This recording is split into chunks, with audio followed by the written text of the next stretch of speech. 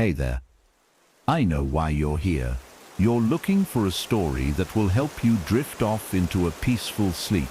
Something calming, a little mysterious. Something that carries your mind away. Well, you've come to the right place. Before we begin tonight's journey, do me a little favor. Tap the like button, subscribe to the channel, and leave a comment below. Even just a good night. It really helps more sleepy souls like you find their way here. Now, close your eyes, take a deep breath, and let's begin tonight's story. They say we all have a double somewhere in the world, but what if yours went missing and started knocking to come back? The knocks came every night. Same time, same rhythm. No one at the door. No prints. No camera footage. Just a cold presence pressing through the walls. And when the search for answers led to an old newspaper article about a hiker who vanished in the woods, someone who looked exactly like me, the pattern began to make sense. His last words, I heard knocking. This is not just a story about fear. It's about reflection, about what waits on the other side when we listen too closely. Because when I knocked back, something answered, and it knew my name. What followed was a descent into something ancient, something buried, something that doesn't stay gone. If you're brave enough to listen, really listen, you might hear it too. But once you do, it's already inside. It started so quietly. It could have been the house settling, or maybe the wind brushing against the door in the dead of night. But then it came again. Not a groan, not a creak, a knock. 3 of them. Light, deliberate. Tap, tap. I froze in bed, breath caught somewhere in my chest. I didn't move. I didn't call out. I just listened. A pause. Then 2 more knocks. Tap, tap, then nothing. Silence, as thick as a blanket. No footsteps, no rustling, no retreating sound of someone walking away. Just stillness, the kind that feels alive somehow, like it's waiting for you to react. I didn't. I told myself it was nothing, but I didn't sleep either. The next night, it happened again. 12:17 a.m. Exactly. I know because I looked at the clock when I woke up. It wasn't a sound that stirred me. Not exactly. It was the sense of sound, like my body already knew it was coming. 3 knocks. Pause. 2 more. Again, no one there when I looked through the peephole. No one caught on the security camera either. Just my empty porch and a motion light that never flicked on. But I knew I'd heard it. Clear, rhythmic, like a code. I searched the porch. No signs. No footprints in the dust. Just a faint unease following me back inside, like I'd opened something invisible by checking. For a few days I tried to forget it. I worked long hours, stayed out late, returned only when exhaustion guaranteed sleep. But on the 4th night, it didn't matter. 12:17 a.m. Nast again. 3 knocks. Then 2. They woke me like a trigger, as if my mind had already accepted this as a new rule of existence. I didn't get up this time. I didn't move at all. I lay there staring at the ceiling, heartbeat echoing the rhythm in my chest.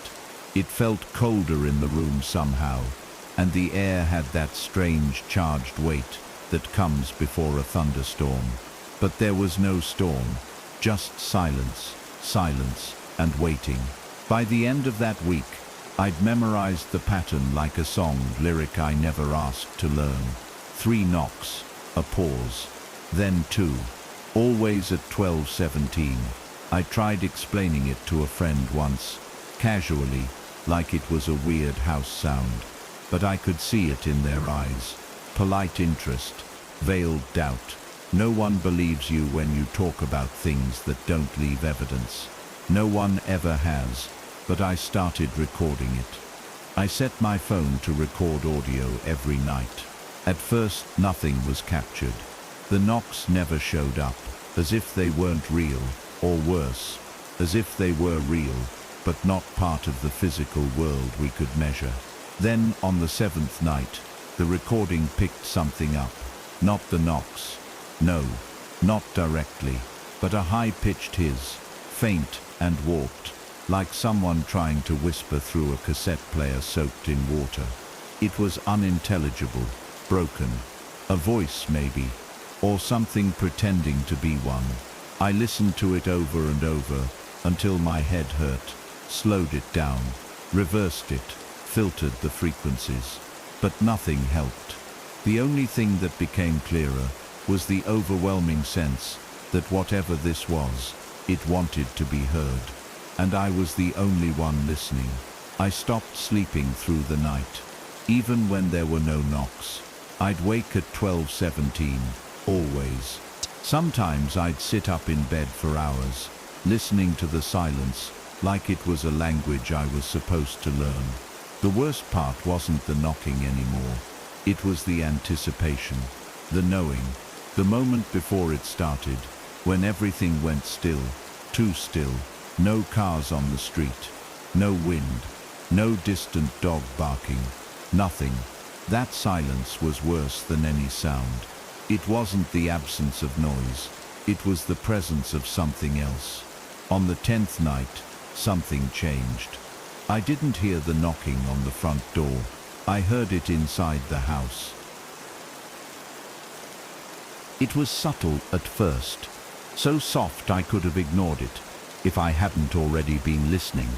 It came not from the front door this time, but from within the house, behind the bedroom wall. Close, far too close. I had just laid down, expecting the knocks, like always. I stared at the ceiling, waiting for them at the door, but then they arrived from the side instead. 3 dull taps, a pause, 2 more. Not sharp like wood on wood, but muffled and hollow, like knuckles on drywall.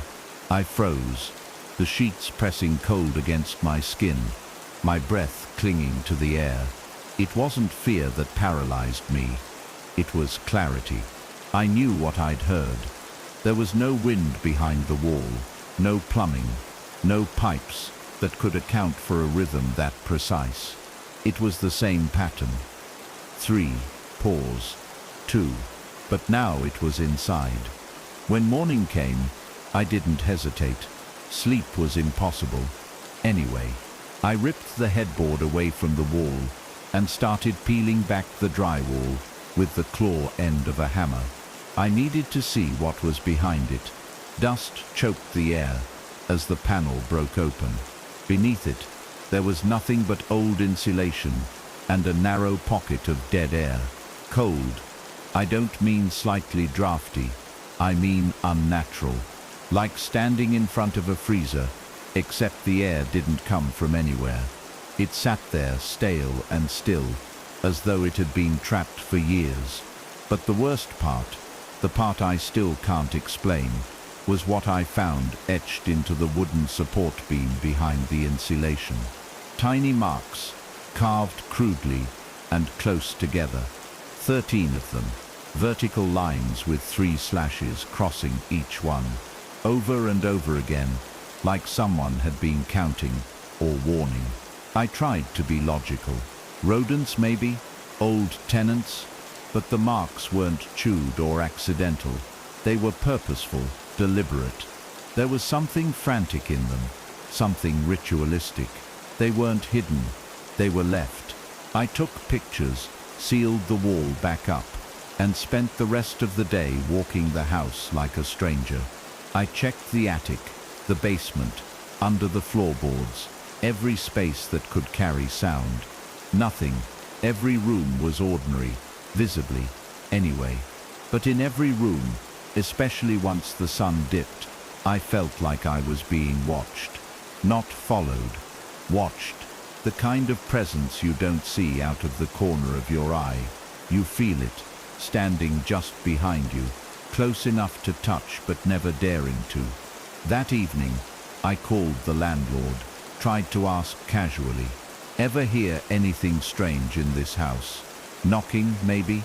There was a pause, long enough for my stomach to tighten. "Not lately," he finally said.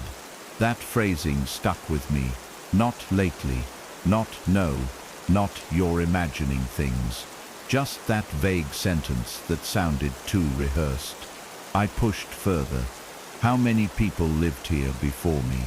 He sighed, said records showed 3 tenants in the past 10 years. One left after 6 months. The others? No answers. One of them broke the lease and disappeared mid-month. "Personal reasons," the file said. I asked if he ever talked to them after. His voice turned cold. "Look, if you're having issues, call maintenance. Otherwise you're not obligated to renew your lease." Then he hung up. Just like that. That night, I began keeping a journal. Not because I wanted to, but because I had to. I needed to give the fear a form, something to trap it in so it didn't dissolve me. I wrote down everything. The time the knocks came, what I was doing, where I was in the house. I started noticing things.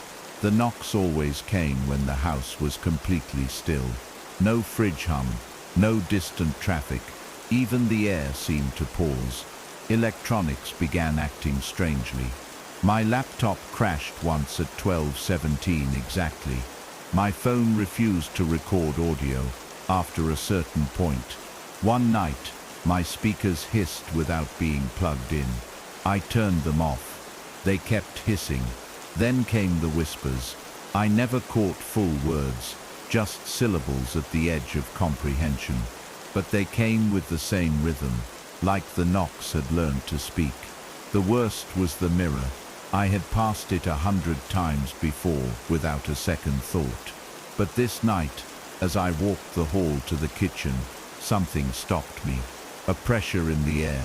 I turned my head and saw my reflection, but it didn't feel like mine. It was me, yes, same shirt, same eyes, but there was a slowness to its movements, like it was lagging by a half second. And its eyes weren't anxious like mine. They were calm, almost expectant. I blinked. It blinked. Late. I stepped back. It hesitated, then copied.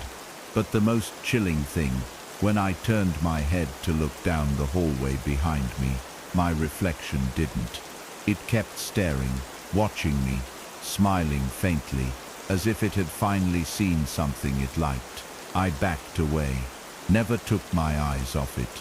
Then I turned the lights off and ran. I didn't sleep that night. I pushed the dresser in front of the bedroom door and sat on the floor with the journal clutched in my lap. I don't remember falling asleep, but I remember waking up because at exactly 12:17 a.m. it came again. But not just from the bedroom wall now. The knocks echoed from inside the closet. Same pattern, 3 knocks. Pause, 2, then again, again. From both sides, like something was closing in. I didn't scream. I didn't move. I sat frozen, paralyzed, my back against the wall, the knocks growing louder, until they suddenly stopped. Complete silence. The kind that hurts your ears. And then, just as I thought it was over, I felt something, not touching me, not whispering, breathing, right beside me. Slow, cold breaths, brushing past my cheek. And then a whisper, so faint, I wasn't sure it was real.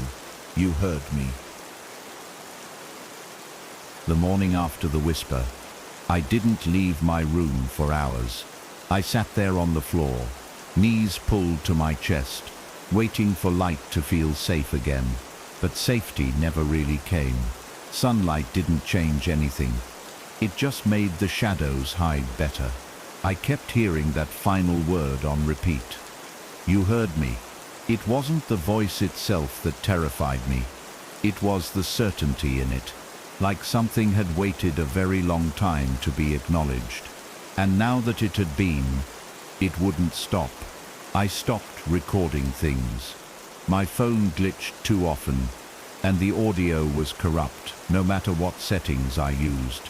Videos flickered, photos distorted. Once, I tried to take a picture of the mirror, but the app crashed.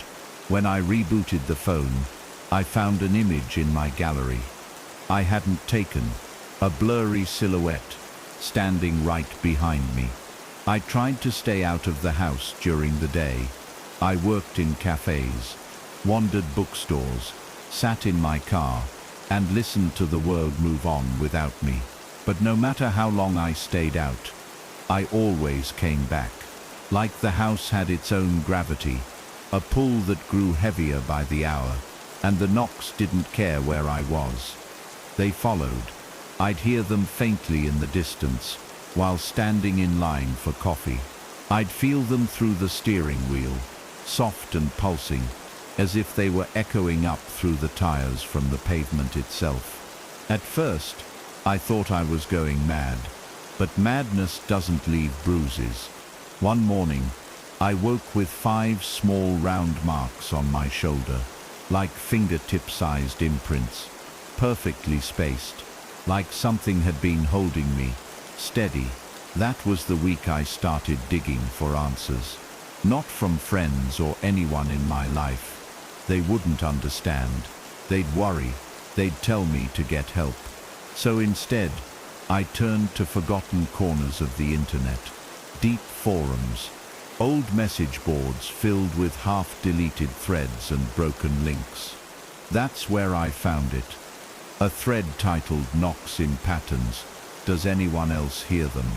Most of the comments were nonsense. Ghost stories, urban legends. But one stood out. It was dated 5 years ago.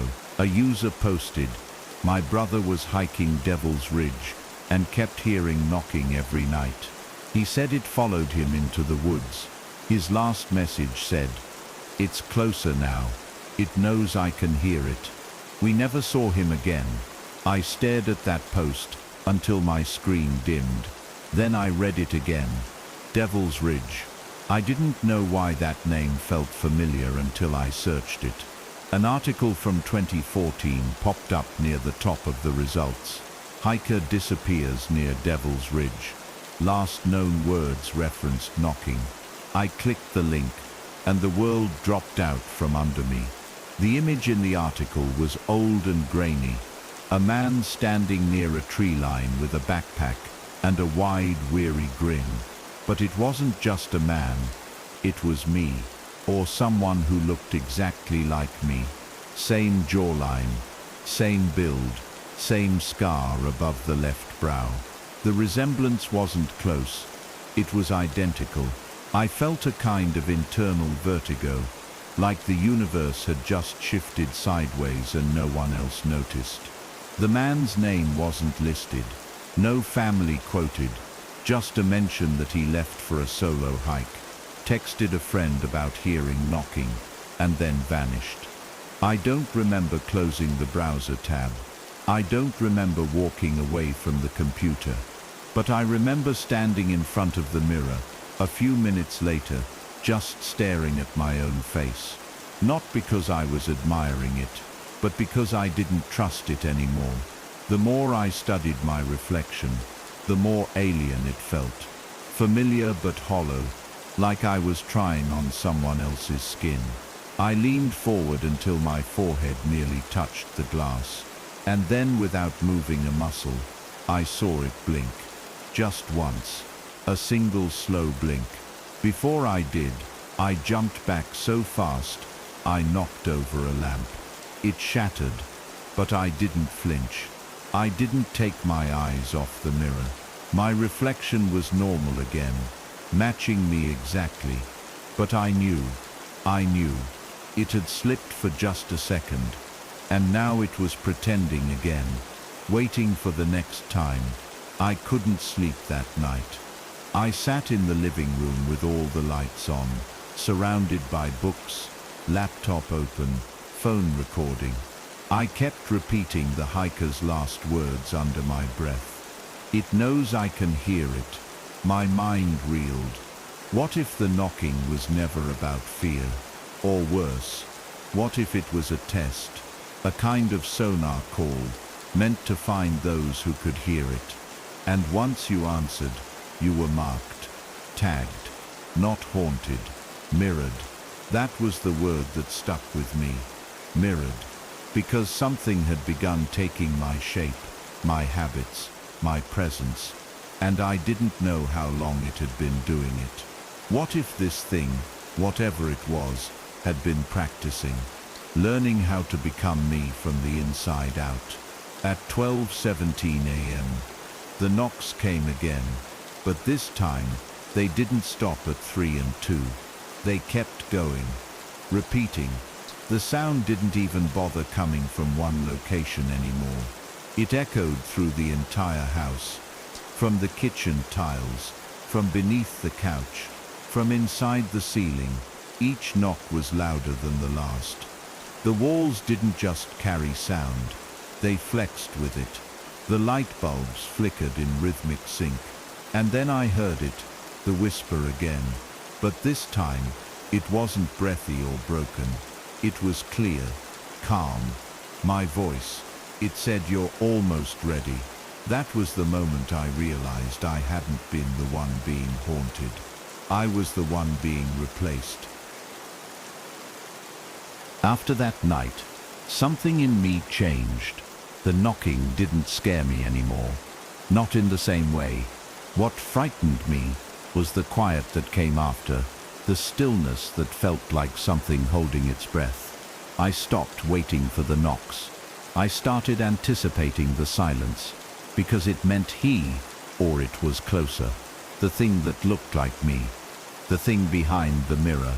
I felt it more than I saw it. I'd be brushing my teeth and suddenly feel watched, only to glance at the mirror and catch a slight tilt of the head that didn't belong to me. I'd walk past windows and see my own face staring back from the wrong angle. Always a second off. Always with that faint, satisfied smile. The reflection no longer copied me. It waited to be noticed. I began to lose time. Small moments at first. A few minutes missing here and there. I'd look up from my journal and realize the clock had skipped half an hour. I'd black out in the shower and find the water cold, my skin wrinkled and raw. One morning, I woke up in the backyard. No memory of getting there. My feet were muddy. My shirt was inside out. The journal lay open on the grass beside me, pages soaked and smeared. I flipped through them, trying to salvage what I could, and found something I hadn't written. A sentence scrawled in the margin of the most recent entry. Same pen, same handwriting, but I knew it wasn't mine. It said, "You're doing so well." My hands trembled. The ink was still wet. That day I left the house. I didn't pack a bag. I didn't grab a charger. I just drove, the engine roaring beneath me, like it wanted to run too. I didn't know where I was going until I got there. Devil's Ridge, the same place the hiker, the man who looked exactly like me, had disappeared. My GPS didn't take me all the way. I had to ask for directions at a gas station 10 miles out. The old man behind the counter went pale when I mentioned the name. "Trail's grown over," he said. "Nobody goes out there anymore. Not since that kid vanished." I asked what he knew about the hiker. He shrugged, but his eyes were tired. He was looking for something, told me the forest was calling him. Sounded crazy, but now I think he wasn't the only one who heard it. The trailhead was unmarked. Trees leaned too close together, branches clawing at my coat as I moved forward. The air got colder with each step, thicker somehow. The silence was worse than it had ever been. No birds, no wind, just the crunch of dead leaves beneath my boots, and the faint sound of my own breath, which never seemed to sync up with my heartbeat. About a mile in, I found it, an old wooden post, half-rotted, leaning sideways. Nailed to it was a water-stained paper, the ink mostly gone, except for 3 words: "Do not follow." Beside it was a crude drawing, scratched into the wood with a blade. It was a face, not just any face, mine, my eyes, my jawline. The same subtle frown I'd seen in the mirror for weeks. I don't know how far I walked after that. Time folded into itself, but eventually I reached a clearing, and in the center was a collapsed shelter, just beams and splinters now, devoured by moss and shadow. I stepped inside and felt the air change, heavy, like walking underwater.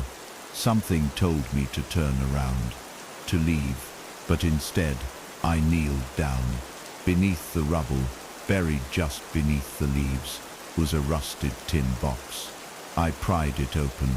Inside were scraps of paper, most of them unreadable, molded, but one remained intact. A page from a journal, written in the same handwriting as mine. It read, "He's wearing me now. If you're reading this, he's wearing you too." I dropped the note. My hand wouldn't stop shaking.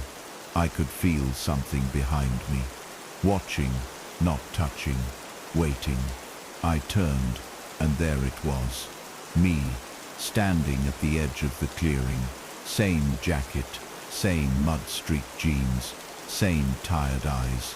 But his posture was wrong, too straight, too still, like he was balancing on a wire.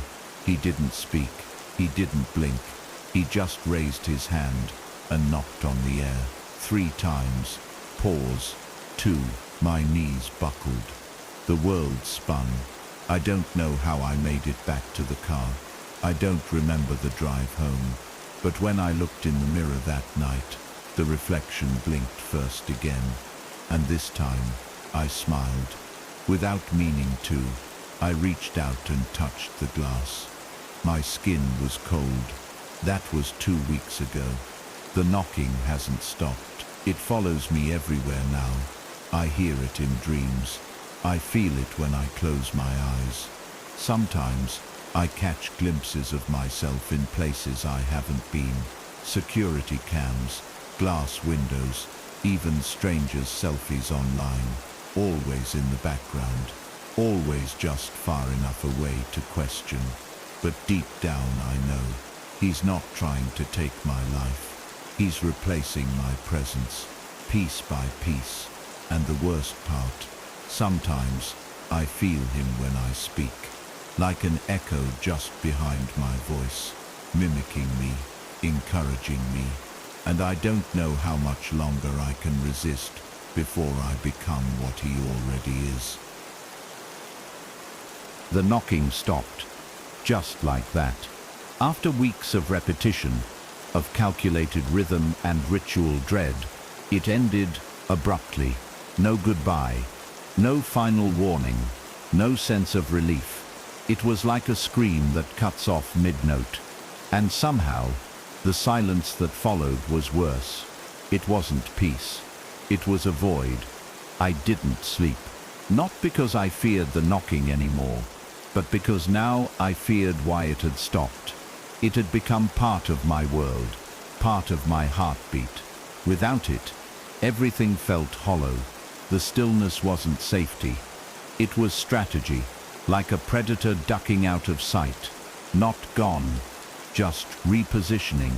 And me sitting in bed, blanket pulled to my chest, felt like bait left out on purpose. The first day was disorienting. No knocks, no whispers, no reflection acting out of sync. I kept checking mirrors just to be sure.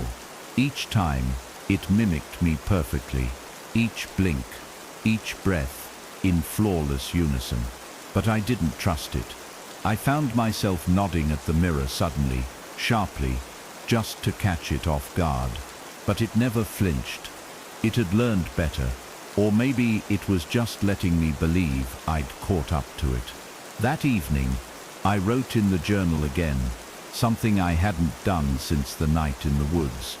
"It's gone," I scribbled, "or pretending to be." And under that, in smaller writing, more hesitant, more vulnerable, I wrote, "Am I still me?" By the third day, I noticed the house itself had changed. Not visibly. No objects out of place. No broken windows or displaced furniture. But the temperature never stabilized. It ran cold in the sun and warm at night. My clocks ticked out of sync. The hallway light flickered at precise intervals. Every 13 seconds, always 13. I checked it multiple times. Timed it, replaced the bulb, flipped the breaker. Nothing helped.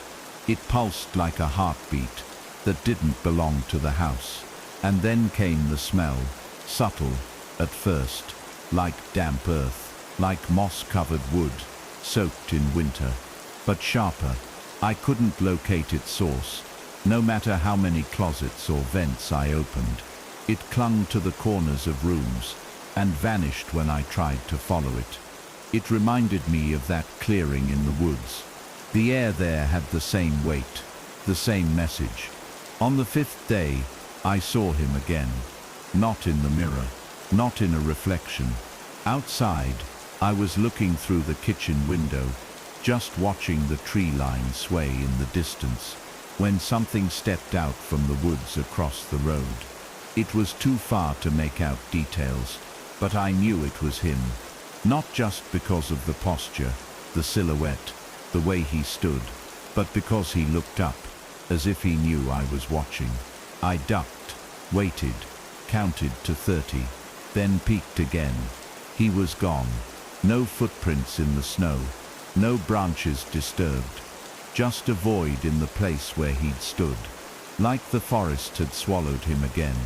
But that night, the silence felt heavier, like he had returned to the house with me. Only this time, he wasn't announcing himself. By the 8th day, the dreams began. Not nightmares, something worse. They were peaceful, soft, laced with familiarity. In them, I lived a life that wasn't mine, but almost was. Same house, same clothes, same voice. But the air smelled sweeter, the mirrors reflected peace, and the knocking, it came from someone else's door, not mine. And yet, each time I woke, I remembered less about this world. Like each dream was replacing part of me with him. I began recording myself in my sleep. Audio, video. I had to know if I was moving, talking, changing, and I was. One clip showed me sitting up around 12:17 a.m. Once, eyes open, staring at the camera, not blinking, just whispering something again and again. I couldn't make out the words until I played the audio backward. It was a sentence, repeated over and over. "Let me wear you." On the 13th day, I woke up to a knock. Not at the door, not in the walls, but in me. I felt it, behind my ribs, deep in my chest. 3 heavy pulses, a pause, then 2 more. Like something had figured out how to echo from the inside. I fell to my knees, gasping. I couldn't breathe, not because I was suffocating, but because my breath wasn't mine anymore. I coughed until I collapsed, trembling, drenched in sweat. When I looked up, the hallway mirror was fogged over from the inside. A single handprint smeared down the glass, my size, my shape, but not mine. The silence was never an ending. It was the beginning, an incubation. He hadn't stopped knocking, he'd moved in, and I, foolish and curious and human, had let him in by listening, by hearing, by acknowledging. Now I don't hear the knocks anymore, because I am them. They echo in my spine, they ring in my dreams. I carry him with me, like a second skin, a mirrored mind, a twin I didn't choose, but who knew me better than anyone ever could. The only question now is, when he takes the final step, will anyone notice? I'm gone. The handprint didn't fade like normal condensation. I watched it for nearly half an hour.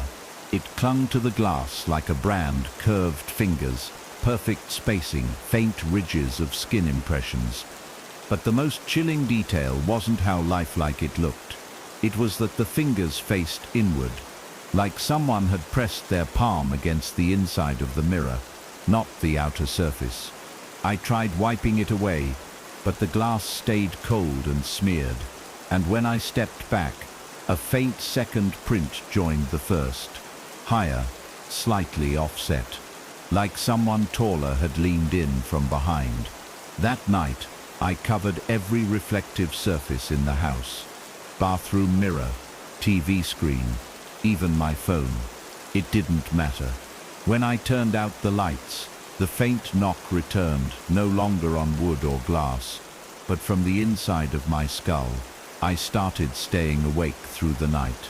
Not out of bravery, but out of fear that I'd wake up different. Each time I slept, I felt something leaving me, a sensation like slow erosion, as though I was bleeding identity instead of blood. The dreams grew louder, more confident. My doppelganger was no longer a bystander in those visions. He lived in them, laughed, spoke, looked at the camera when I didn't. Once I dreamt of my own funeral, but I was watching from the crowd, smiling, wearing my favorite suit. Friends and family wept at the casket, unaware that the version of me they mourned was standing only feet away, fully alive, completely accepted. And then I woke up to find a suit laid out at the foot of my bed, one I didn't own, perfectly pressed. My size, my scent. Day 15. That's when I saw the news report. A local outlet posted a short piece online. A man spotted walking along the edge of Devil's Ridge, disoriented, mumbling about mirrors in the trees. No name was given, but the grainy dashcam photo was unmistakable. Me, or him. My mouth slightly open mid-sentence, eyes wide with glassy purpose. Same shirt I'd lost in the wash weeks ago. I watched the footage a dozen times, zoomed in until the pixels bled. The report said he vanished, moments after police arrived, wandered into the trees, and was gone within seconds. The last sentence in the article chilled me more than the image itself. He was humming. No lyrics, just a 5-beat rhythm. 3 notes, a pause, 2 more. I played the sound out loud and felt my vision ripple. That night I found something new, etched into the wood beneath my kitchen table. A carving. Not deep, just enough to catch the light when you tilted your head. At first I thought it was random scratch marks, but when I ran my fingers over it, I realized it spelled something in tiny, uneven letters. He lives where I end. The wood felt warm. My hands came away sticky, like tree sap had wept through the fibers. I didn't touch it again. I backed away, too afraid to blink. I didn't want to miss him if he appeared. And sure enough, for the first time, he did. Not in a mirror, not outside, but right there, in the hallway, barefoot, still, head tilted like a dog listening to static. He didn't smile. He didn't move. He just stared. And then he opened his mouth like he was about to speak. But no sound came out. Just air, cold and empty. The next morning, the house was different again. My photos had changed. Not drastically, just enough to make me question my sanity. In a picture from my birthday, I was no longer standing with friends. I was behind them, in shadow, slightly out of focus. In another, taken in my childhood home, I wasn't looking at the camera. I was looking at myself, from across the room.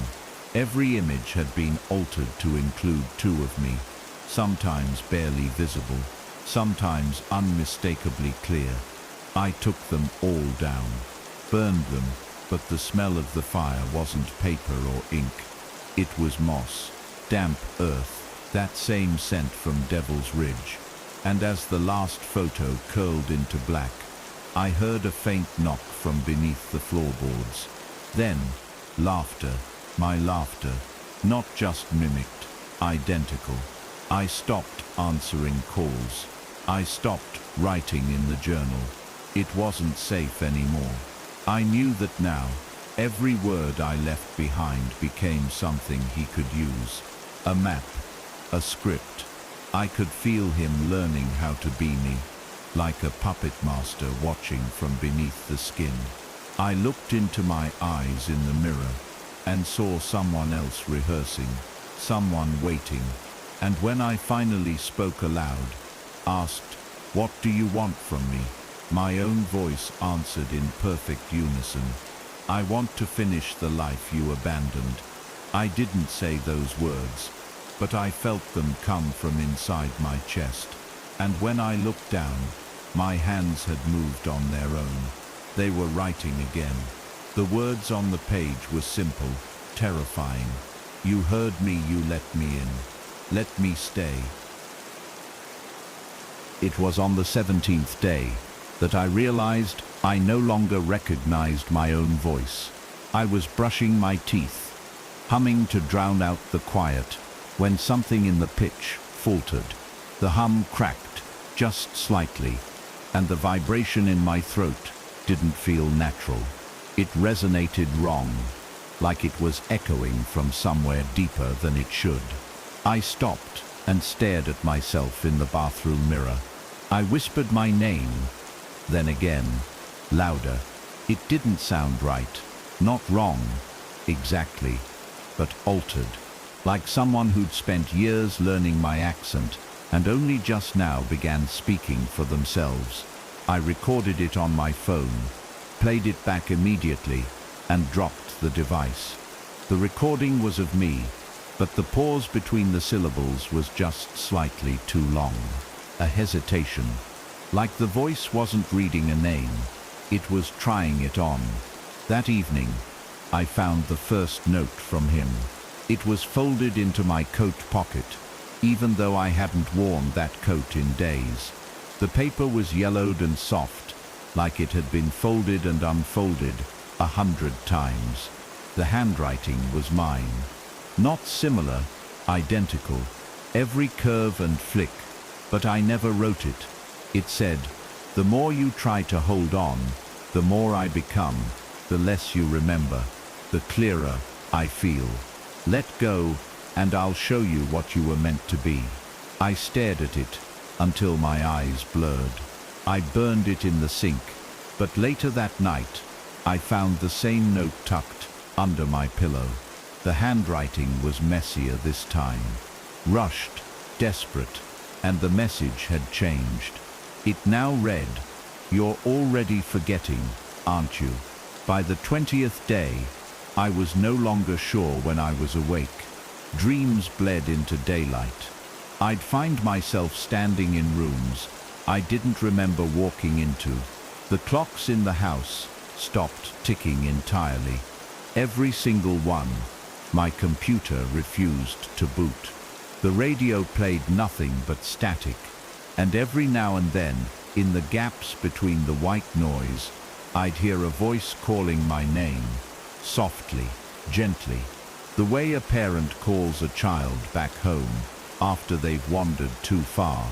One afternoon, I opened my eyes and found myself standing outside, in the backyard, barefoot, staring at my own bedroom window, as if I'd been watching myself sleep.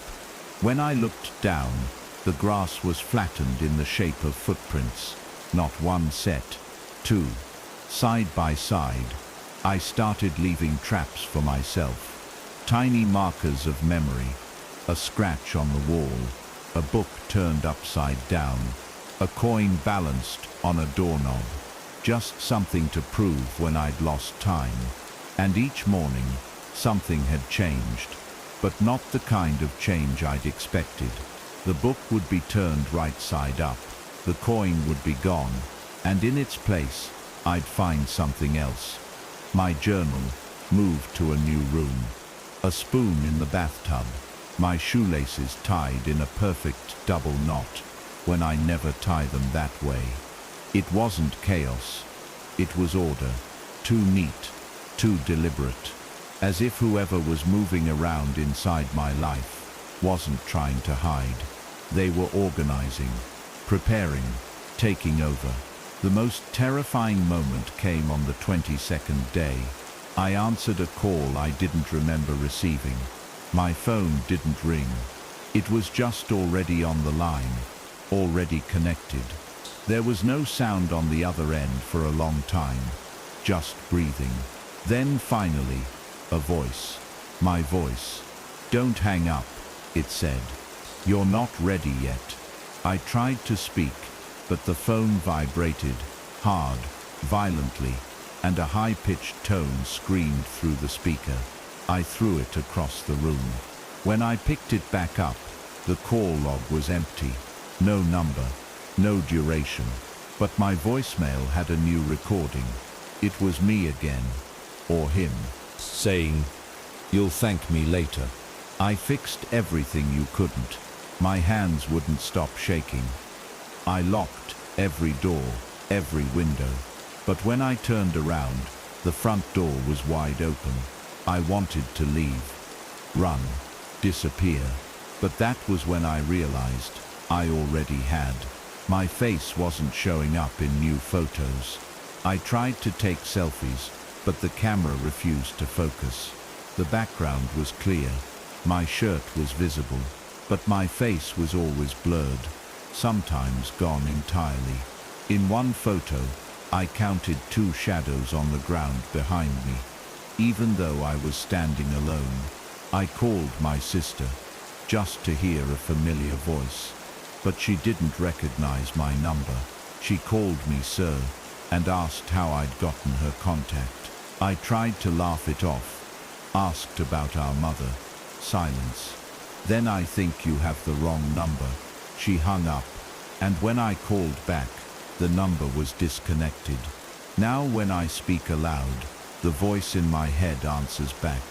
Not an inner thought, not intuition, a presence, as though my body has become a hallway with 2 people walking through it. And I can't tell anymore which footsteps are mine. The knocking has returned, but I no longer hear it with my ears. I feel it, inside my joints, in the rhythm of my breath. 3 pulses, a pause, 2. I know what's coming. I know what this is. It's not possession, not a haunting. It's replacement. The man from the trail, the missing hiker, who looked just like me. He didn't vanish. He became just like I'm becoming now. On the 24th night, I lit every candle I could find. Not because I needed the light, but because I needed something natural, something that burned on a real wick and gave off warmth that couldn't be faked by electricity or mimicry. The flames flickered, casting long shadows across the walls, and I watched them as if they were guards standing watch. I sat in the living room floor, knees bent, listening to the silence as it surrounded me like static. The knocking hadn't come yet, not physically, but it was in my breath now. In the quiet thud of my pulse, I pressed my fingers against my neck and felt it. 3 beats, a pause, 2 more. That rhythm, it had become my signature. My body wasn't fighting anymore. It was sinking. Around midnight, I heard my own voice again, but not from within me, from upstairs, calm, conversational. Someone was having a phone call in my tone of voice. I crept to the bottom of the staircase and froze. A light was on in my bedroom, even though I hadn't turned it on. And then I heard laughter. My laugh. Perfect, polished, familiar. It made my skin crawl. I climbed the stairs slowly, every step against the wood a battle between fear and proof. At the top, the bedroom door was cracked open. I pushed it gently, only to find no one inside.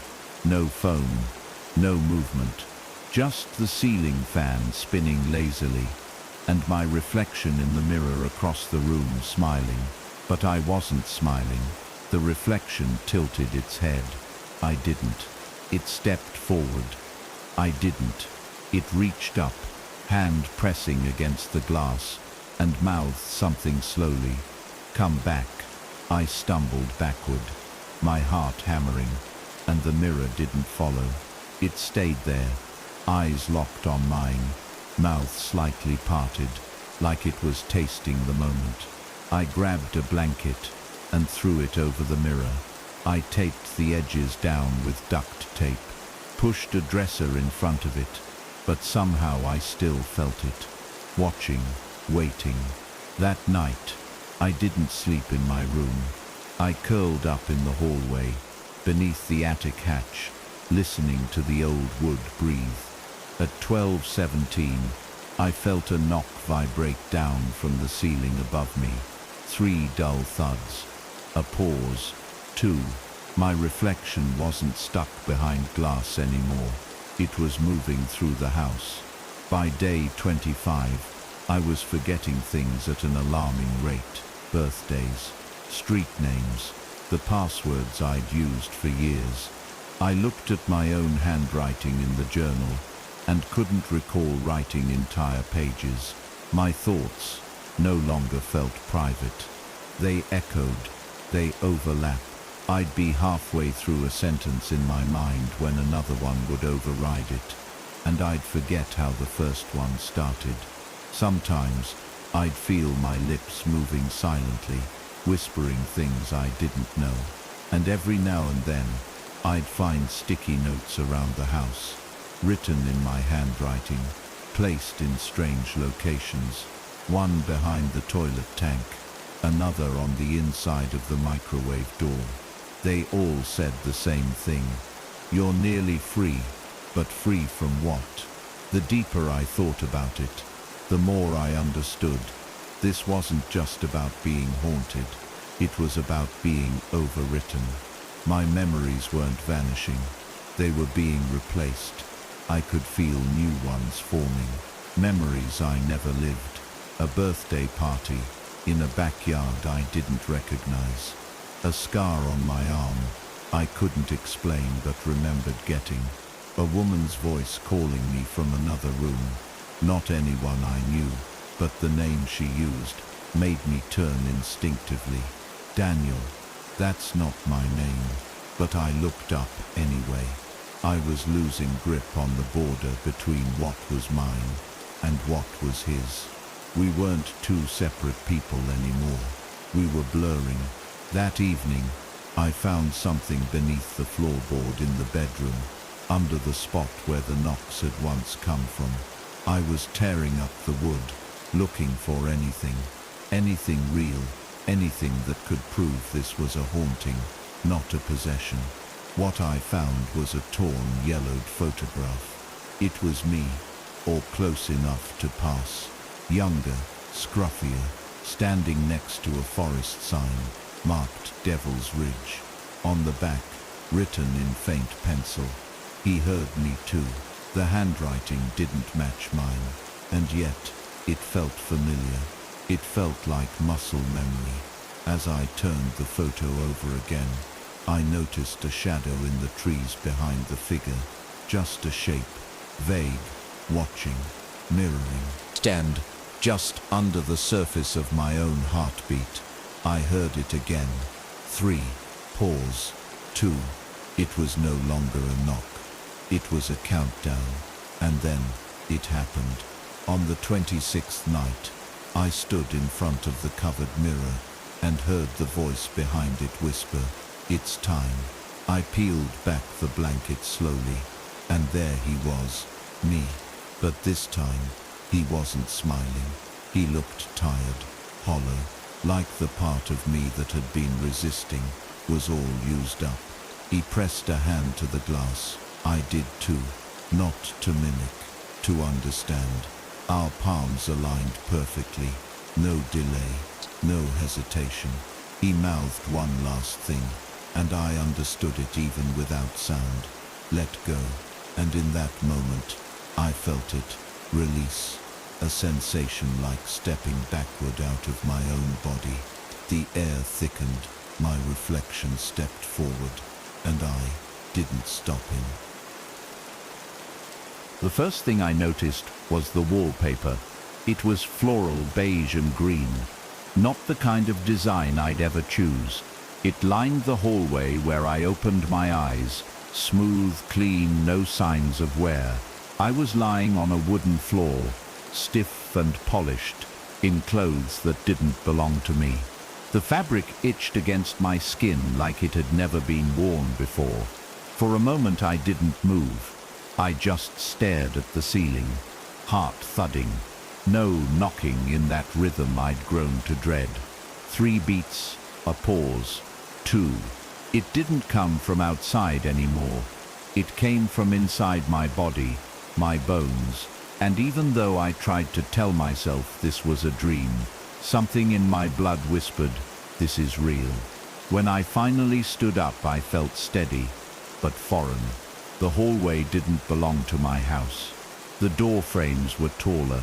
The windows were fogged, the glass stained with age. On the walls were photos I didn't recognize, vacation pictures, birthdays, friends gathered in living rooms I had never stepped foot in. But every image had me in it, not someone who looked like me. Me, laughing, smiling, arm in arm with people whose names floated just beyond the edge of memory. The worst part wasn't that I didn't remember these moments. It was that I almost did, like echoes of someone else's life, imprinted on a brain that hadn't lived them. I found a phone on the kitchen counter. It wasn't mine, but it unlocked with my face. The home screen lit up with a single notification. Dinner with Mom on 6 p.m. and below it, a message from someone named Hannah. Can't wait to see you again. Ozalon Rul Sid. My stomach turned. I didn't know a Hannah. I didn't have a dinner planned. But as I scrolled through the messages, I saw conversations, photos, inside jokes, entire relationships, a life. One I should have recognized. One I was expected to step into. I opened the fridge and saw groceries I didn't buy. I checked the cabinets and found dishes arranged exactly how I would have arranged them. And in the mirror above the sink, I saw a man trying desperately to remember if he had ever truly been someone else. Outside, the neighborhood was unfamiliar, too quiet. Every house was symmetrical, almost identical. The streets were clean, the lawns perfect, but there were no people, just parked cars. Closed curtains. I walked for blocks and never saw another soul. No voices, no movement, just the sound of birds. No, not birds. I stopped, listened closer. It was the knocking again.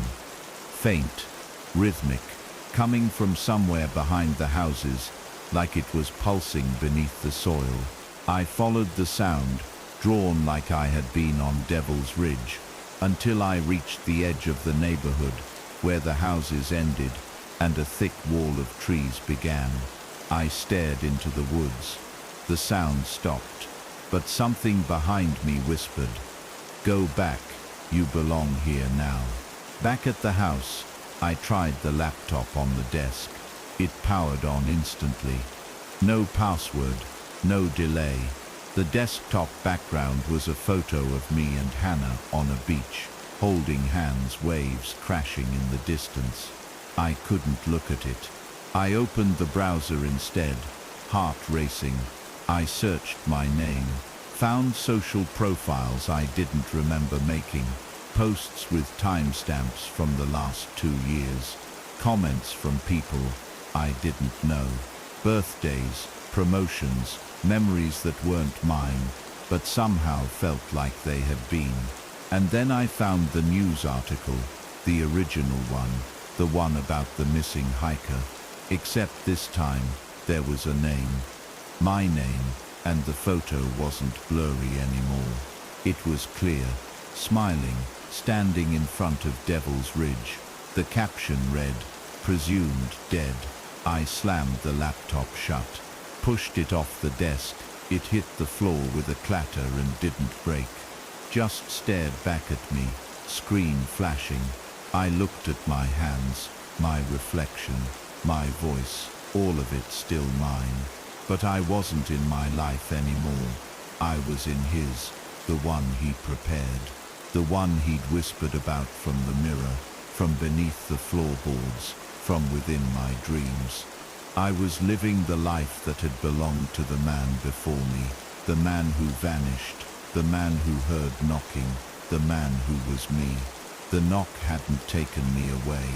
It had moved me, reassigned me, and now someone else was living my life. Somewhere out there he was wearing my memories, speaking in my voice, looking into the eyes of people who wouldn't even know they'd lost me. That night, I laid in the bed, in the unfamiliar bedroom, and stared at the ceiling. I didn't sleep. I couldn't. I just listened, not for knocks, but for footsteps, for his return. Because deep down, I knew this wasn't over. The knocking hadn't just replaced me, it had relocated me, planted me into the life of the last man it consumed. And now, I was next in line. I was the new ghost, the next face in the photo, the next whisper behind the glass. And one day soon, someone else would hear the knocking, would trace it to their closet, to their mirror, to their dreams, and when they did, I'd be waiting, I'd be watching, because that's how it works, isn't it? One knock replaces another. The hardest part wasn't the unfamiliar house, or the strange neighborhood. It was pretending to belong to a life that constantly threatened to slip through my fingers.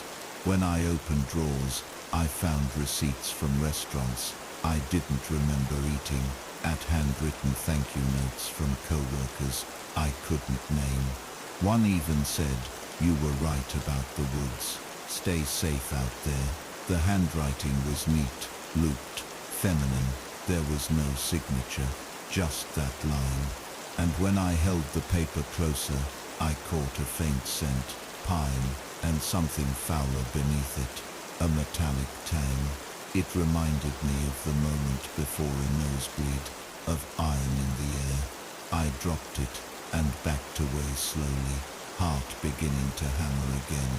I made my way to the attic.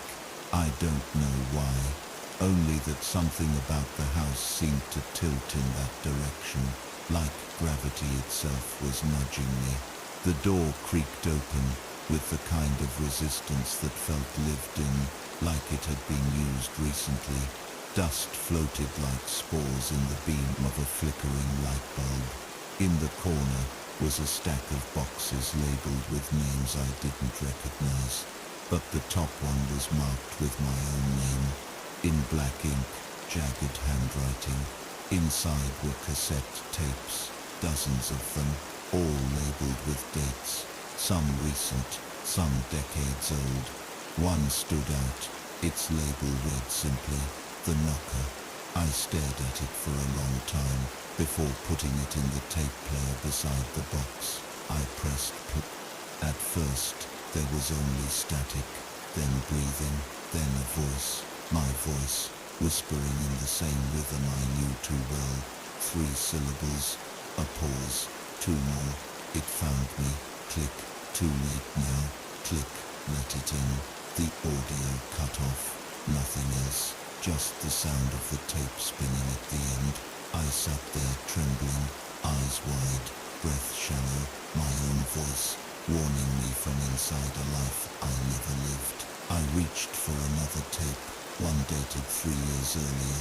Different voice this time, still male, panicked. "It wears your face," he gasped. "It learns you from the inside out. It takes the life you think you deserve. And then the rest was silence, endless, suffocating silence. A silence I now knew too well. I descended the attic stairs slower than I'd gone up them. Everything in the house now felt staged, too perfect, like a movie set, like a life curated specifically for me to step into. But whoever, or whatever, had designed it forgot one thing. I still remembered my life, not this borrowed one. I knew what real grief felt like, real family, real fear, and this wasn't it. This was a copy, a hollowed echo. That night, I went through every photo album in the house, page after page of fake memories, birthdays, Christmas mornings, vacations in places I'd never been, but always the same people, always him, me but not me, standing where I should have stood, holding a baby I'd never met, kissing a woman I'd never loved, wearing my smile, and in the background of every photo, without fail was a shadow, barely visible, a smear of something black, standing just behind a tree, or by a doorway, watching. I couldn't take it anymore. I had to try and find the truth. I left the house just before dawn, walking until the rows of matching houses gave way to the woods. Somehow, I knew exactly where to go. My feet moved with a certainty I didn't trust. I passed the same mailbox 3 times, even though I never turned around. When I reached the edge of the forest, everything went quiet. No birds, no wind, just the sound of my own breathing, and the faintest trace of knocking far away. Like it was pulsing from deep underground, I stepped into the trees. The air was thick with fog. Every step I took was mirrored, not in sound, but in presence, like something was walking with me, matching my pace a second after I moved, just out of sight. And then, up ahead I saw the trail sign, the one from the photo, Devil's Ridge, Access Trail. My heart dropped. Devil's Ridge, Access Trail. My heart dropped. I didn't remember walking that far, but I was already there. I approached it slowly. At its base was something new, fresh dirt, recently disturbed. I knelt and brushed it aside. Beneath the soil was a mirror, old and cracked. Half buried like a soil was a mirror, old and cracked. Half buried like it tried to crawl underground. I stared into it. At first I saw only trees behind me. Then Timon standing just over my shoulder, close enough to touch. I spun around, no one there. When I looked back down, the mirror was empty again, but the dirt where I had knelt was empty again. But the dirt where I had knelt was no longer dry. But the dirt where I had knelt was no longer dry. It was soaked with something darker than mud. I walked deeper into the woods with no plan, only instinct. The trail narrowed as the fog thickened, curling around my legs, like fingers that refused to let go. The trees leaned closer together here, their branches brushing each other in a way that sounded like whispers in a forgotten language. Every few steps, I would hear something behind me, a snapped twig, the crunch of a footfall, but each time I turned, there was nothing, only trees, only mist. But I knew I wasn't alone. This wasn't the same forest I had hiked before. This was his version of it, the place where the last version of me disappeared. The deeper I went, the less real the world behind me felt. And yet, the one I walked toward wasn't any more welcoming.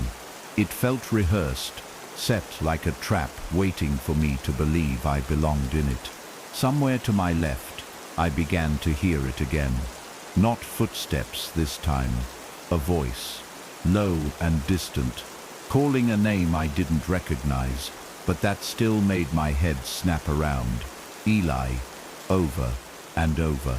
The voice sounded like mine. Not exactly, but close enough to make me sick. It was pleading now, calling out through trees like it was searching. Eli, please, I came back. I'm here now. I didn't answer. I wasn't Eli, but I also wasn't who I remembered anymore. Was I? That's what the knock does. It robs you slowly, piece by piece. And when you've lost enough, it gives you someone else's face. A trade. A cruel kind of mercy. I kept walking, and the voice behind me faded, but the guilt stayed, like I had left a version of myself behind. Maybe I had. Eventually I came to a clearing. It wasn't wide, just enough space for a single cabin to sit crookedly in the soil. It looked old, but not abandoned. The windows were clean. The porch had no dust. Smoke curled from the chimney. I knew better than to approach it, but my feet didn't care what I knew. They carried me forward, like I had done this before. Like this was where the story always led. There was no knock at the door. It opened before I touched it. Inside was warmth and flickering orange light, a fire in the hearth, a kettle on the stove, and a single chair facing away from me, just slightly rocking. I didn't speak. I couldn't. But whoever sat there did. "You're earlier than I expected," the voice said. It was mine, a perfect copy, calm, kind, like I was hearing myself explain something I'd already accepted. "It's strange, isn't it?" it continued. "How easily we fall into lives we never lived." The chair turned. He was older, maybe 10 years. Same eyes, same scar above the brow.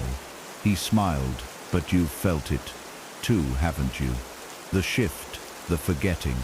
I stepped back, but the door behind me was already shut. "Locked. Don't worry," he said. "I'm not here to hurt you. I'm just the one who remembered first." My throat tightened. "Remembered what?" I finally asked. The smile faded. "That we're not the first, that something feeds on us." He stood slowly, with the kind of grace that said he'd done this many times. He walked to a bookshelf and pulled out a binder, thick, leather-bound, old. He handed it to me. "Read it when you're ready," he said. "Every one of us ends up here, and none of us come back the same. But if you read that, maybe you'll stay you a little longer." I opened it. Inside were photos. Dozens of them, each one a man with my face. Different styles, different times, all standing in front of Devil's Ridge. All vanished. I flipped through. The names changed, but the story didn't.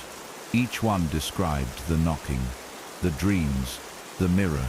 The mirror always came last. He watched me with pity, not menace. "The knock isn't a sound," he said. "It's a pattern, a code. It maps itself onto your memory. 5 beats, over and over, until your mind can't tell which thoughts are yours." I was trembling. "Why me?" I asked. "Why any of us?" He shrugged. "Because we listen. Because we open the door. Because we answer." He sat back in the chair. "And when you answer long enough, you stop being a visitor. You become the invitation." The room suddenly felt smaller. He looked tired now. "Soon you'll start seeing cracks in the world, places where it bleeds through. The mirror is one, but there are others. Look in the reflection of a sleeping screen, the back window of a moving car. It's always watching." I backed away slowly, binder in hand. I wanted to escape, to run, but the forest outside had gone dark, pitch black, no moon, no stars, just the faint knock, coming from beneath the floorboards. He didn't flinch. "Go," he said softly, "before it decides it likes your voice better than mine." I turned and pulled the door, and this time it opened without force. The forest beyond it didn't look the same. It wasn't foggy. It wasn't familiar. I stepped outside. and realized I wasn't on Devil's Ridge anymore. I was standing on a narrow dirt road. There were tire tracks, a plastic bottle, a cell tower blinking far away. I had crossed again, moved to another version of the story, another copy of the life. The binder felt heavy in my hands, but I couldn't let go. Not now. It was the only proof I had left, that this life wasn't truly mine.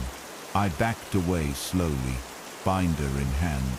I wanted to escape, to run, but the forest outside had gone dark, pitch black, no moon, no stars, just the faint knock, coming from beneath the floorboards. He didn't flinch. "Go," he said softly, "before it decides it likes your voice better than mine." I turned and pulled the door, and this time it opened without force. The forest beyond it didn't look the same. It wasn't foggy. It wasn't familiar. I stepped outside and realized I wasn't on Devil's Ridge anymore. I was standing on a narrow dirt road. There were tire tracks, a plastic bottle, a cell tower blinking far away. I had crossed again, moved to another version of the story, another copy of the life. The binder felt heavy in my hands, but I couldn't let go. Not now. It was the only proof I had left, that this life wasn't truly mine. I walked for hours along that road, passing farms, sheds, and stretches of power lines that buzzed just slightly out of rhythm. At first, I thought it was faulty wiring, but as I listened closer, it struck me. The buzzing had beat, 3 pulses, a pause, then 2 more. I stopped and stared at the lines. The pattern was everywhere now. It wasn't just in the house. It had embedded itself into the world, into the infrastructure, into the grid. My thoughts spiraled. What if it wasn't haunting just individuals? What if it was spreading, hitchhiking on memories, on frequencies, on forgotten lives past, like handed-down clothing? I looked down the road again, and then I saw it. A billboard, torn at the edges, mostly rotted, but one word remained visible in faded red. Remember, I made it to a small town, just before sunrise. The air was still heavy, a coffee shop was opening, and for the first time in what felt like weeks, I heard human voices, normal ones, a barista laughing, a dog barking at a pigeon. For a few minutes, I felt like maybe I had imagined all of it. The knocking, the man, the cabin, the binder. But then I looked down at my arm. There beneath my sleeve was a new scar. A short, clean line, fresh, 5 tiny dots around it, like punctures in a deliberate shape. I hadn't scratched myself. I hadn't fallen. I hadn't bled. But the scar was real. And as I sat in that coffee shop, binder in my lap, I realized the final horror. The knock hadn't just entered me, it had marked me. Later that day, I checked into a cheap roadside motel under a name I didn't recognize. I didn't pick it consciously, just opened my mouth, and the name came out. The clerk didn't question it. Maybe he saw hundreds of faces every day, people coming through with names they barely remembered. Maybe he'd been marked too. My room had 1 bed, 1 mirror, and a window facing a field of rusted cars. I placed the binder on the nightstand and flipped to the first page. There in crisp ink was a hand-drawn map. I traced the path with my finger. Each turn matched a place I had already walked. This was more than a collection of warnings.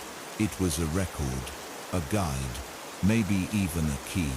Page by page, I saw journal entries, sketches, fragments of half-remembered conversations. One page described a woman who lived the same week on repeat. each time waking up with a new memory. Another described a man who could hear knocks through headphones, even with music playing, rhythms that altered his dreams until he believed he was someone else entirely. Every entry ended with the same line, "I saw him in the mirror." My stomach turned.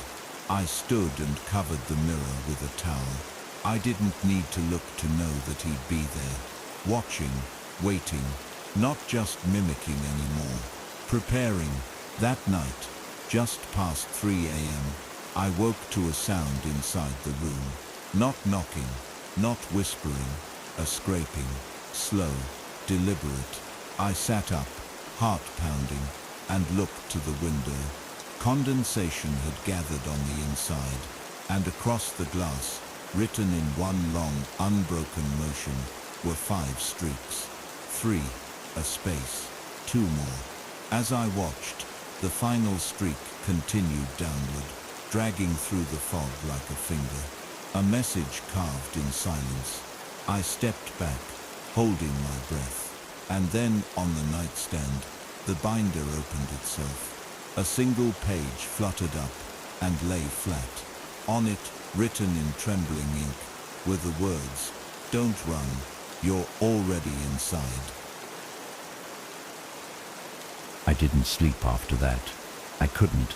I sat in the corner of the motel room, the binder still open beside me, the towel still draped over the mirror, but even without looking at it, I could feel the weight of his stare through the fabric, like the glass itself had turned into an eye that wouldn't blink.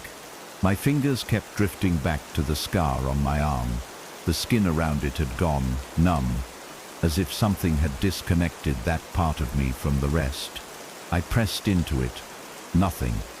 Just cold. Like the body wasn't mine anymore. Like it was being prepared, slowly hollowed out. And the more I stared at the words in the binder, "You're already inside," the more I realized they weren't talking about the room. They were talking about me. By morning, the mirror had cracked, not shattered, just a single fracture line running across it diagonally, from corner to corner, like something had tried to get through and nearly succeeded. The crack shimmered in the early light, reflecting distorted shapes I didn't recognize. At one point, I thought I saw someone walking behind me in the glass, just for a second, but when I turned around, there was no one, just the quiet room, the open binder, the message on the window, long since evaporated.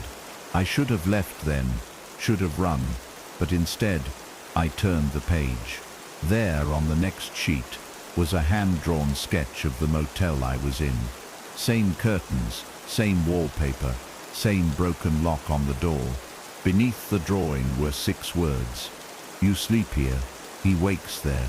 That afternoon I tried to call someone, anyone, my own number, my brother, old friends, co-workers. The signal went through, but every call ended the same way. Silence on the other end, followed by the faint echo of knocking through the speaker. Then it would cut. No ring back, no voicemail, just that sound. By the 5th call, I stopped trying. I stood in the bathroom, gripping the sink, and forced myself to look in the mirror despite the crack. At first, I saw myself, disheveled, sleep-deprived, distant. Then behind my shoulder, the light flickered, and for a moment, he was there. His smile was the same, but his eyes were wrong. They weren't eyes made for seeing, they were made for remembering. He leaned closer, as if whispering something I couldn't hear, and then he was gone. I checked out that evening. The motel clerk looked up at me with a vacant smile, as if he didn't recognize me despite just checking me in the day before. "You've been here before, haven't you?" he asked, unblinking. "Long time ago." I didn't answer, just walked to my car, started the engine, and drove. I didn't have a destination, only a pull like something was guiding me back toward Devil's Ridge. But every turn I took, every road I followed, seemed to lead me somewhere new, as if the landscape was shifting, like I was traveling through lives, not across space. I passed towns that weren't on any map, buildings that looked abandoned and thriving at the same time. I saw a child at a gas station who stared at me for a full minute, then said, "He's wearing you better than you did." I stopped that night at a roadside diner, too exhausted to continue. The waitress placed my order before I even asked. "Same as last time," she said with a wink. "You always come through around this time." I stared at her. "I've never been here," I said. She just smiled wider. "That's what you said last time too." The plate in front of me was warm, familiar. Scrambled eggs, 2 slices of toast, bacon. I hadn't eaten this meal since childhood. I didn't even like it anymore. But my body reacted like it had missed it, like it had been starved for it. When I left cash on the table, she tucked a slip of paper into my palm. "You forgot this," she said. I opened it in the car. 5 drawn lines, 3 then 2. Underneath, "He likes your bones." I drove without thinking. Somewhere along the highway, my headlights caught a figure on the shoulder, not waving, not walking, just standing, still and upright, facing the trees. As I passed, my radio burst into static. Then a voice, my voice, whispered through the speakers, "Wrong direction." My hands jerked the wheel, involuntarily. The car turned off the highway onto a gravel road I hadn't seen. My foot wasn't on the gas. I wasn't steering. But the car moved as if it knew where to go. My breath fogged the windshield, even though the heater was on. The binder, now sitting in the passenger seat, flipped its own pages in the breeze coming from nowhere. Finally, I reached the end of the road. A wide clearing, an open door, and beyond it, mirrors, dozens of them, freestanding, hanging, mounted, all shapes, all sizes. Every mirror showed a different version of me, some older, some younger, some dressed differently, all of them moving slightly out of sync, a fraction behind or ahead, like they were watching me instead of reflecting. One by one, they began to fog from the inside. Handprints appeared. Faces pressed close against the glass, silent, staring. In the largest mirror at the center of the clearing, the reflection stepped forward, reached out, and touched the inside of the glass. My arm grew cold, numb. I backed away, but the sensation didn't leave. I heard the knocking again. Not in the air, not in the ground, but from within my skull. 5 pulses, over and over, like a countdown. I tried to turn away, but I couldn't. My feet wouldn't move. My eyes refused to blink. The mirror held me there, like gravity had been reversed, and I was falling into it, slowly, without motion. The reflection on the other side started to change, not in features, but in tempo. He smiled first, then lifted his hand, then blinked. Always just ahead of me, like he knew what I would do next, because he had already done it. And then, without warning, the glass shimmered. His side became clearer, sharper, more defined, while mine began to blur. It was like watching someone develop while I was being erased. And the moment I stepped back, the sound came again, knocking but not on glass or wood. It was from behind me now, like something wanted back in. I spun around, but there was no one. Only trees, windless and too still, standing like a jury. When I turned back, the mirrors were no longer mirrors. They were windows. Each showed a life, scenes of living rooms, kitchens, parks, families. In each one, I was there, laughing, playing, hugging people I had never met. But the real horror wasn't that these weren't mine. It was that I looked happy, authentically happy, like I had lived these lives fully and well. In one, I was a teacher, surrounded by children. In another, I was dancing with someone I loved, beneath paper lanterns. In yet another, I was old, grey-haired, holding a grandchild's hand. And slowly, in every single one, I saw it, behind the joy, behind the moment, the shape, in a mirror, in a shadow, just outside the window, watching. One of the windows began to crack, a fracture running from top to bottom, then branching like veins. I watched as the glass splintered, not from force, but from presence. The figure inside the window turned slowly toward me, not the reflection. Me, the version of me inside the scene. He looked right at me, pressed his hand to the other side of the pane, and mouthed something. I couldn't hear it. I leaned closer. His lips moved again.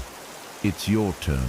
Then the window shattered inward, shards scattering around my feet, but no blood, no injury, just a rush of wind that smelled like rain and burnt cedar.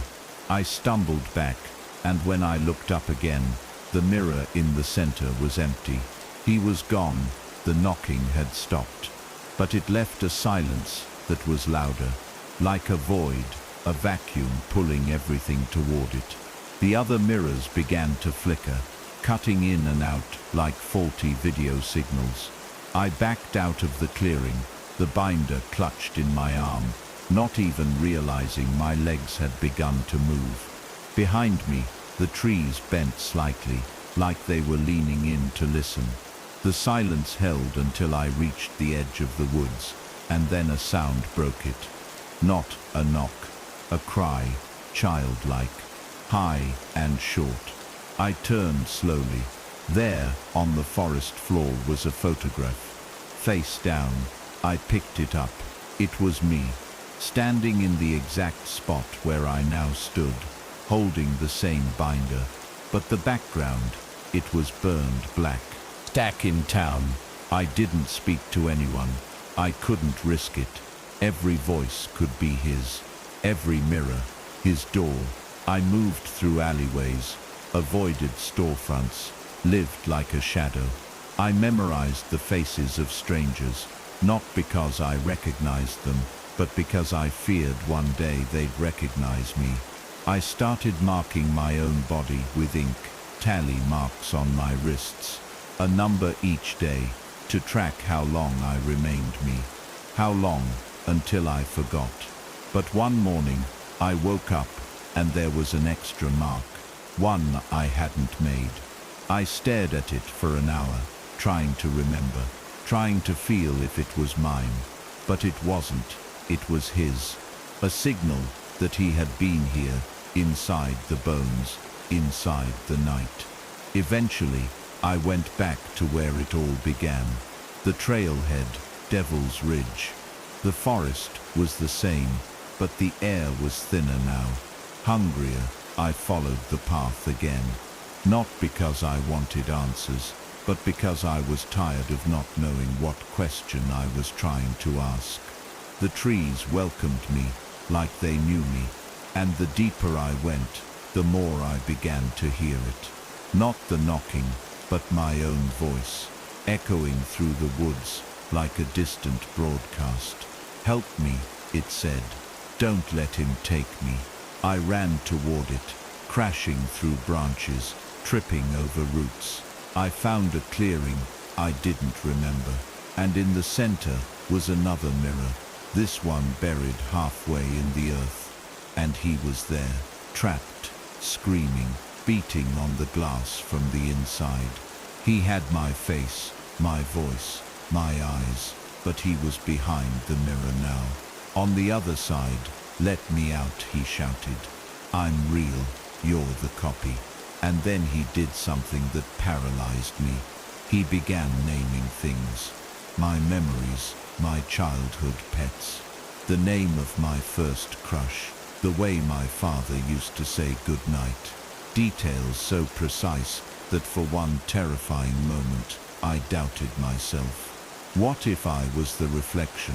What if this had always been his life, and I was the one who knocked, backed away, my head spun. The mirror shimmered once more, and this time I saw myself walking away in the reflection, alone, while the version behind the glass stood frozen, screaming.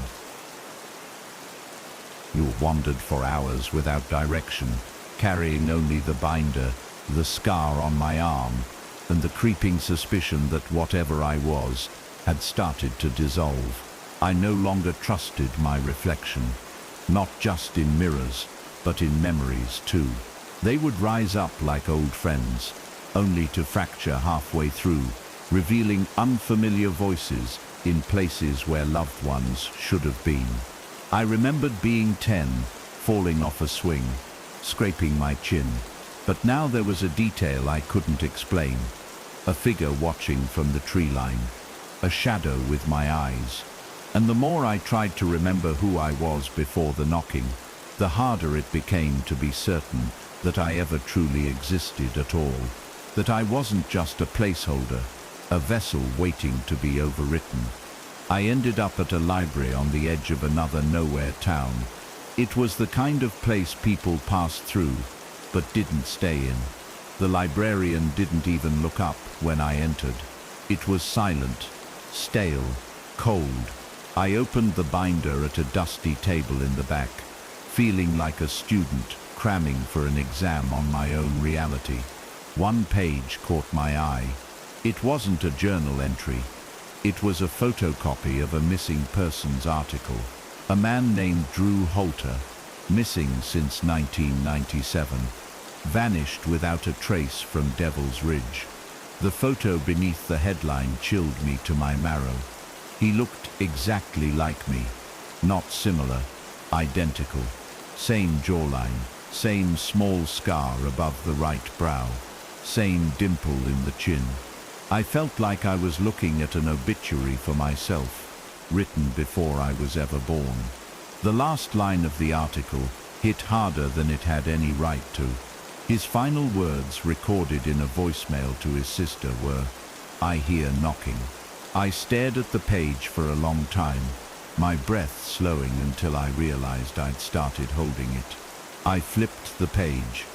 There were more, dozens more, each a different name, different decade, different city, but always the same face, always the same final words.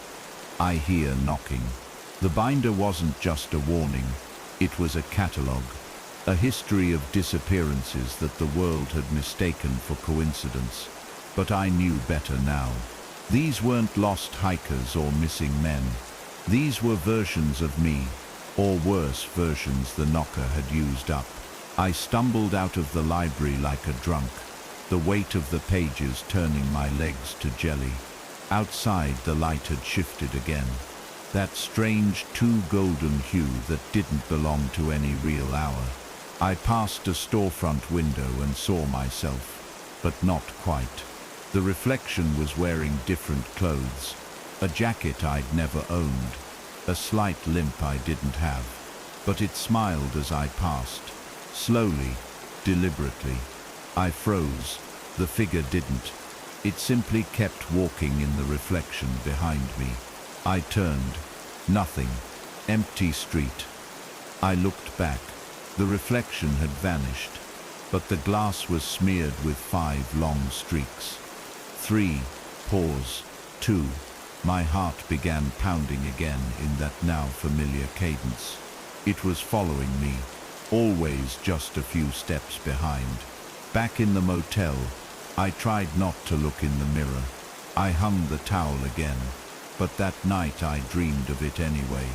In the dream I was watching myself sleep. At first I thought it was a nightmare, that I had somehow detached from my body. But then I realized it wasn't me watching. It was him, the knocker, standing silently beside my bed, studying my features, practicing them. mimicking my expressions like a mask he was trying on. And then he whispered something I couldn't hear, but I felt it in my bones, like the echo of a scream in a sealed room.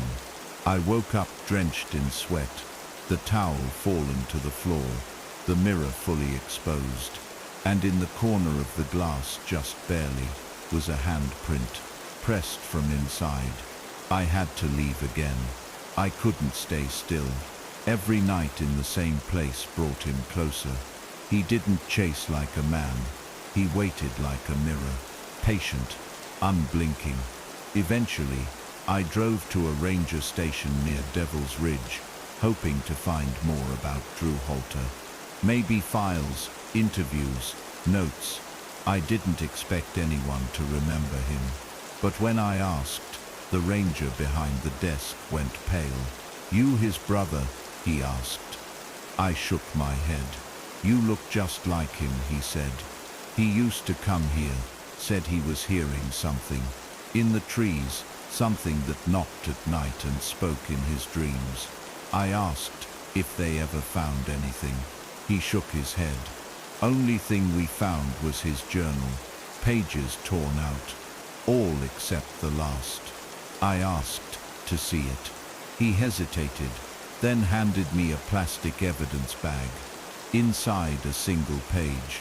On it in a tight scrawl were 6 words. "He woke up wearing my voice." That was the moment I knew. This wasn't just about replacing people. It was about wearing them. The knocker didn't erase identities. It slipped into them like a coat. And when it had worn you long enough, you vanished into whatever was left. Some went mad, some became echoes, and some lived lives they didn't remember starting. I began to wonder if I was already too late, if I was already halfway gone.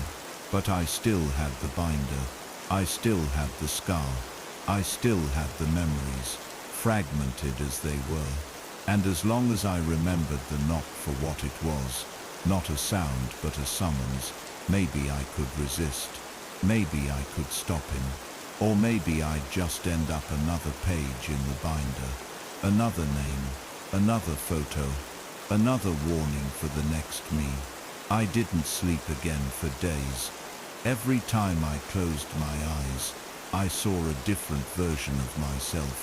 Older, younger, dead-eyed, smiling. Sometimes they were standing outside windows. Other times they were standing where I stood, watching me. But always, they knew more than I did. Their smiles weren't kind. They were finished, as if they had already accepted what I was still trying to deny. That the knock wasn't coming for me. It was already in me. I started whispering my name aloud when I walked, repeating it like a chant. My name is, but even the syllables started to feel wrong, disconnected, empty. I wrote it on my forearm in pen every morning. By nightfall it had faded, even if I hadn't touched it. I went back to the binder that night, flipping until the edges of the pages started to curl. I noticed something I hadn't before. Some of the photographs weren't just printed or copied. They were glued in, real physical photos, glossy, slightly bent. I peeled one gently and turned it over. In black ink, someone had written, "Replaced April 12th. Another said, "Spoke back, smiled." I flipped through frantically. Each photo had a label.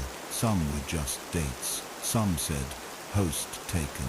Others had more cryptic markings, coordinates, fragments of Morse code. One had no caption at all, but when I held it to the light, the shadow standing in the distance behind the subject wasn't a tree or a figure. It was a silhouette of me. I packed everything and drove again. It didn't matter where. I just had to keep moving.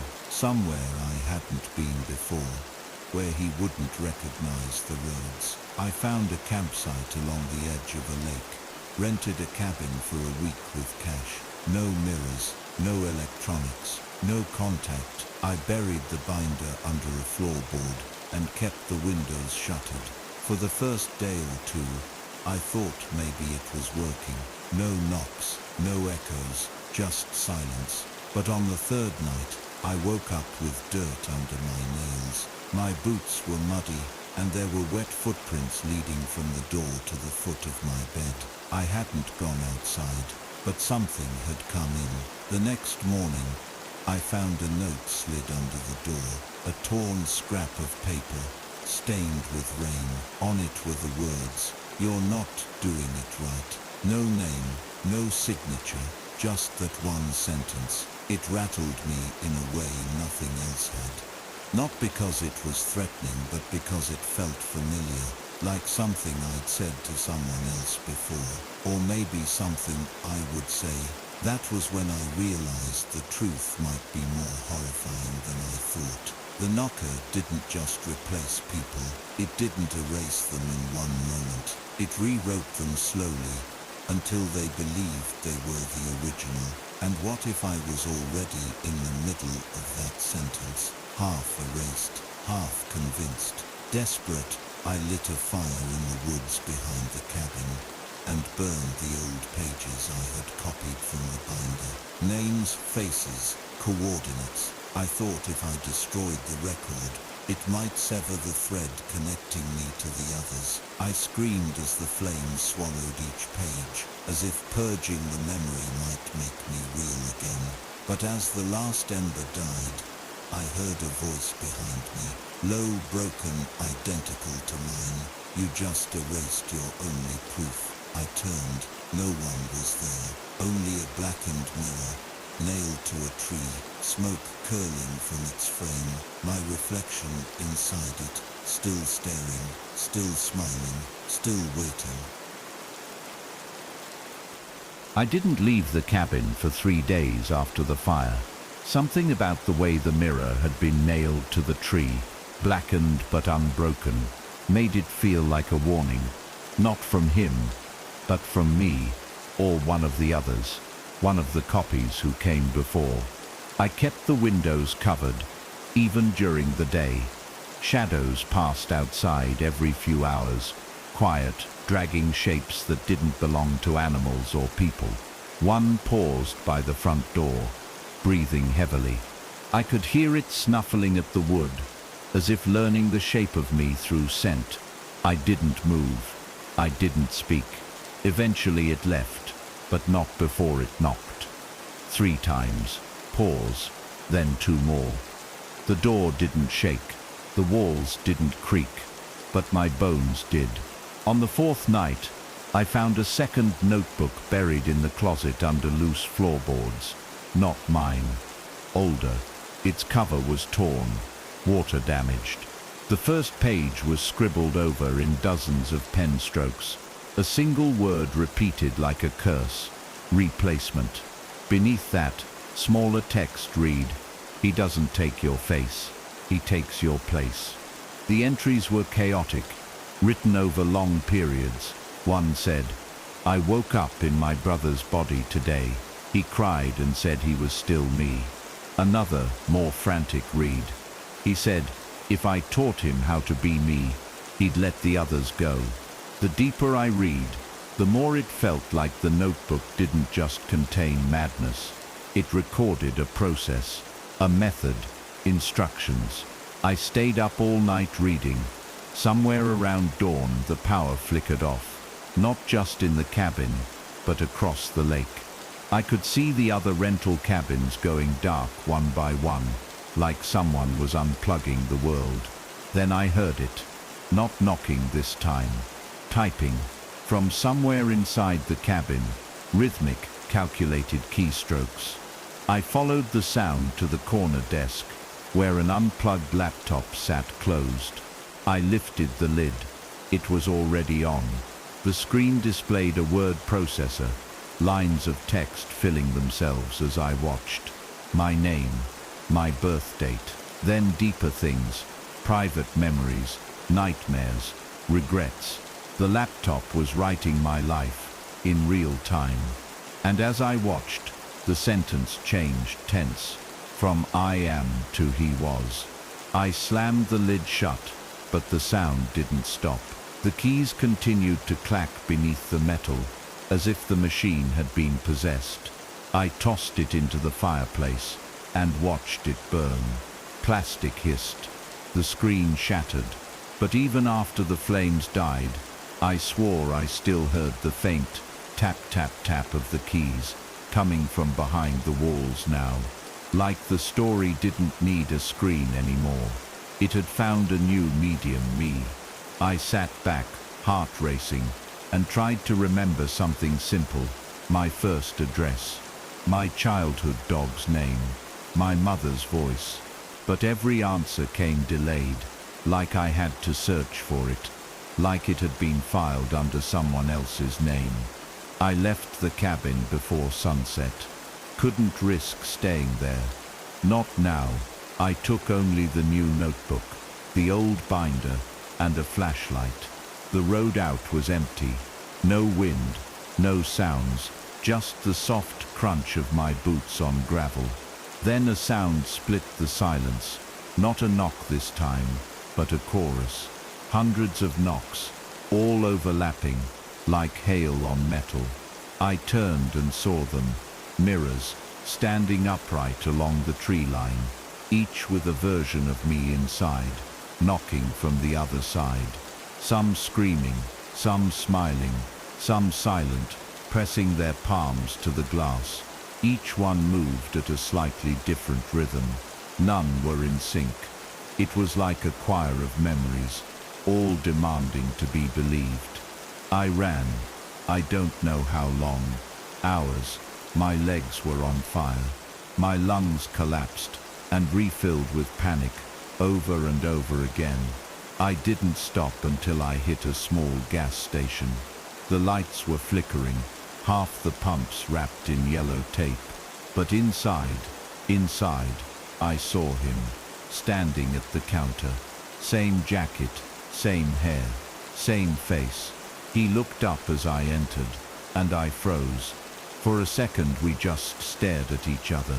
Then he smiled, a kind, normal smile. "You made it," he said. "Took you long enough." I backed toward the door. "Don't," he said, still calm. "If you run, you'll just find more of me." I hesitated. "What do you want?" I asked. His smile widened. "To show you what you really are." He reached into his pocket and pulled out a photo. My childhood bedroom, my old bed, but in the bed was him, lying there, peaceful, eyes closed. "You never woke up," he said gently. "You've been in my story the whole time." I didn't believe him, couldn't, but something in me cracked. A part of my mind folded inward. Doubt didn't just creep in. It knocked, and then it entered. The room spun. My breath caught, and from outside, I heard the knocking again. Closer now, louder. But this time, I wasn't sure whether it was coming from the door or from inside my chest. I stumbled out of the gas station, the photo still clutched in my hand. It burned against my fingers, not with heat, but memory, like holding it was tethering me to a truth I'd tried not to see. My bedroom, my body, still asleep, or dead, or never real to begin with. I didn't know what scared me more, that he had the photo, or that I recognized it, not just visually, but physically. I remembered the feel of those sheets, the way the ceiling fan turned with that slow mechanical tick.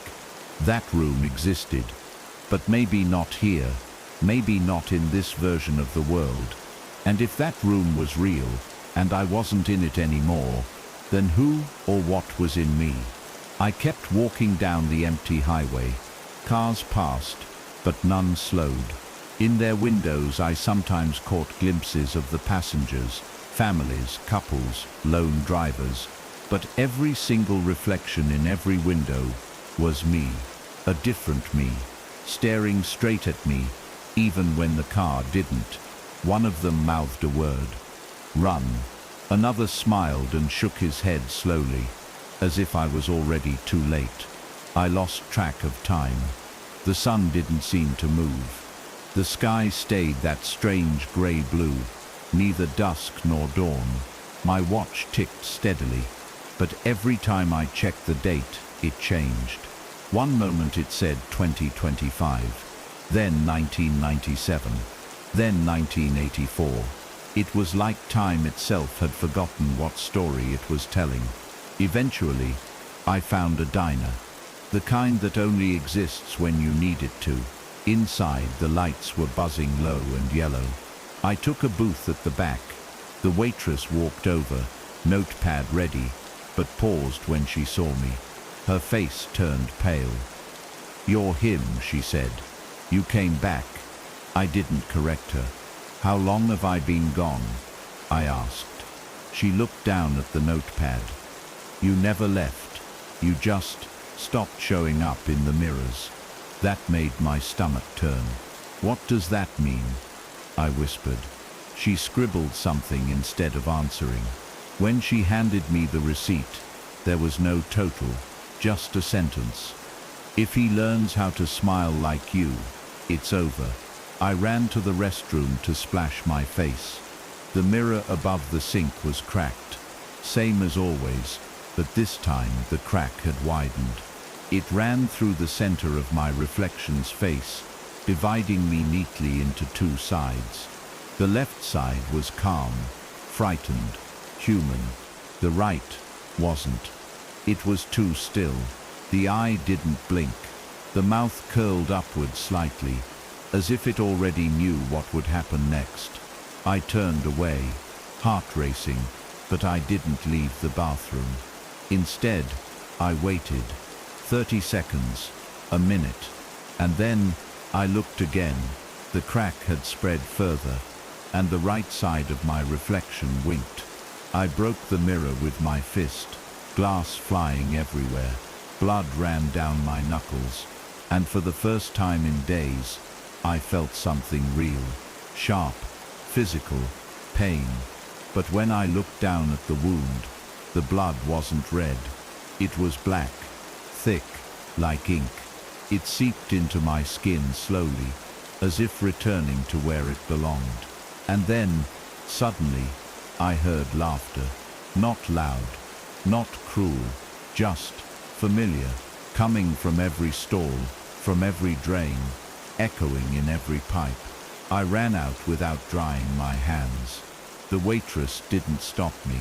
She just watched me go, her face blank, as if she'd seen this play out before, as if she knew there were only a few scenes left in this story. That night, I made camp behind an abandoned church off the interstate. I didn't light a fire. I didn't sleep. I sat under the steeple and stared at the stars, except there were none. The sky was empty, not clouded, just void. No moon, no movement. It was like the sky had forgotten how to reflect anything.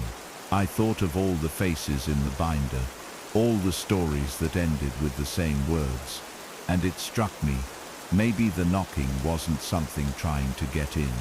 Maybe it was trying to get out of the mirror, out of the photo, out of me. Maybe the knocker had once been just like me, a wanderer, a question without an answer, until he heard it. And once you hear it, you're already chosen.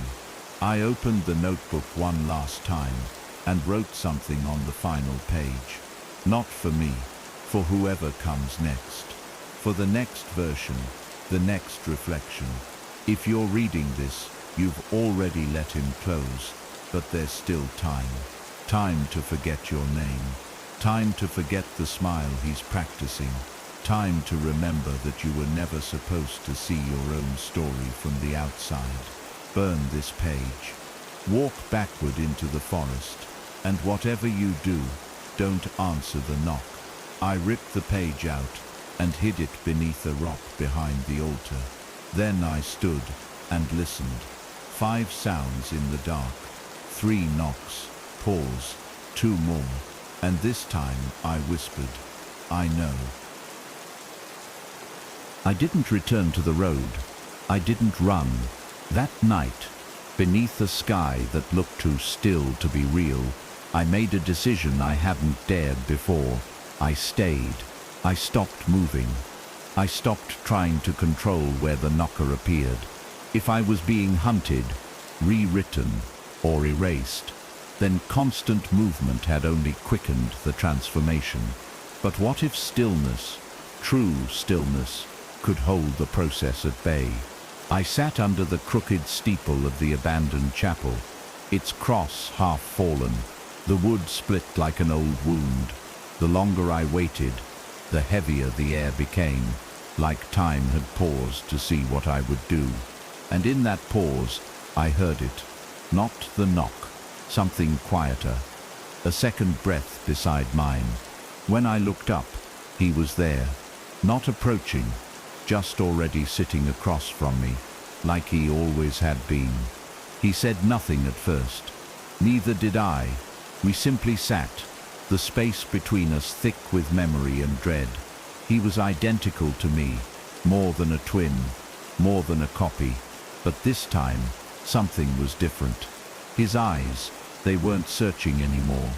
They had found something, a completion I hadn't earned. Slowly, he reached into his coat and removed something wrapped in deep red cloth. A compact mirror, small, old. He unfolded the cloth with reverence, as if performing a ritual. Then he turned it toward me, and what I saw inside wasn't who I had become. It was who I had been. My face from the first day this began, before the sleepless nights, before the binder, before the forest, healthier, softer, eyes filled with questions, not fear. This, he said in my voice, was the last time you were whole. He placed the mirror between us, and I stared. The glass shimmered faintly, as though it remembered things I had forgotten. I asked him, why show me this? His lips didn't move at first. Then he spoke softly, like someone revealing a secret they'd hidden for centuries.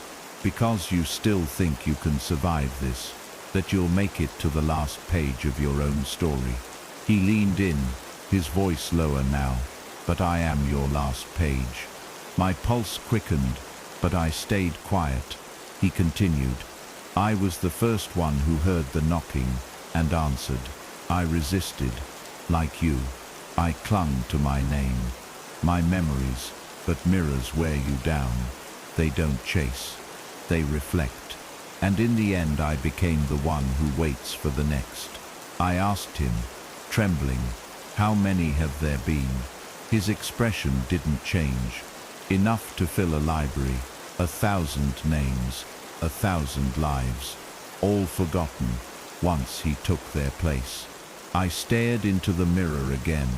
Flashes flickered through the surface like lightning behind glass. At different ages, in different places, with different people. One in a hospital bed, one staring from a moving train window, one laughing in a photo I couldn't remember taking, and one standing in the middle of a burning forest, screaming my name. Why me? I asked. Why any of us? His reply was almost kind. Because you don't know if you're real. And doubt. Doubt is how he enters. I reached out and touched the mirror. The surface was cold, so cold it felt like it might tear skin. But as soon as my finger brushed the glass, I saw it all. Every life he had taken, every face he had worn, every lie he had told with my mouth. I saw Drew Holter whispering into a cassette recorder, trembling in his tent on Devil's Ridge. I saw another version of me pulling the sheets over my own face in a hospital bed. I saw a reflection in a subway window that grinned long after the train passed. And finally, I saw him. The knocker, not as a shadow, not as a blur, but clearly, a shape made of all of us.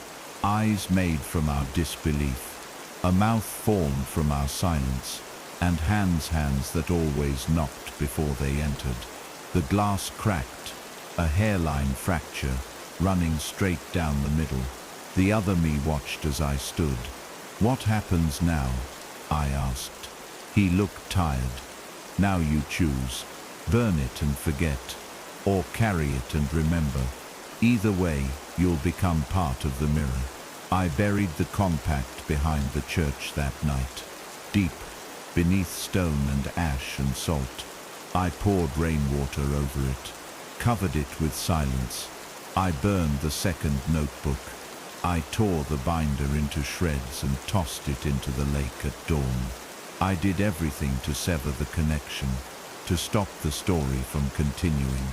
And for the first time in weeks, I slept, deep, still, silent, no dreams, no knocks, just peace, or something pretending to be. But stories like this don't end with silence. They pause, they wait, because sometimes on quiet nights, when I pass a dark window or walk past a mirror in the hallway, I hear it again, not from the door, not from outside, but from the glass. 3 knocks, a pause, 2 more, and every time I stop, I hold my breath. I look, and in the corner, faint but real, there's always a shimmer, like a version of me that never stopped waiting. A version of me with no mouth, just a smile carved too wide. Watching, waiting, not for me to open the door, but for me to forget that I already did. It took me nearly 2 weeks to find a place without mirrors. Not just the bathroom kind, but all reflections. No glass, no polished metal, nothing that could even catch the shape of me. I rented a tiny house in a town that barely had a name, just an old sign tilted in the dirt that said Pop 37. It was the kind of place where time sagged around the edges and nobody asked questions. When the realtor handed me the keys, she didn't make eye contact. She just said, "Don't leave anything behind." It remembers I should have asked what she meant, but I didn't. I was too tired, too far gone. All I cared about was silence and walls that didn't echo my footsteps. The house was ancient, sun-bleached, quiet. It had no power, no cell service, just a fireplace, a cot, and a basement with a door that didn't open. I nailed wooden slats over every window just in case the light tried to twist itself wrong again. I taped cardboard over the faucet in the kitchen to dull the shine of the metal. I even wore a scarf around my neck so I wouldn't accidentally catch a glimpse of myself in spoons. It sounds insane now, but back then, it felt like the only way to be safe, or real. I needed to starve the knocker of every reflection, every surface he could hide inside. I needed to be the only version of me left. At first, it worked. Days passed without incident. I woke up in my own body. My thoughts belonged to me. I could remember dreams, and none of them ended in knocking. I even tried writing again. Just short entries in a weathered notebook. Nothing about mirrors, just memories. My memories.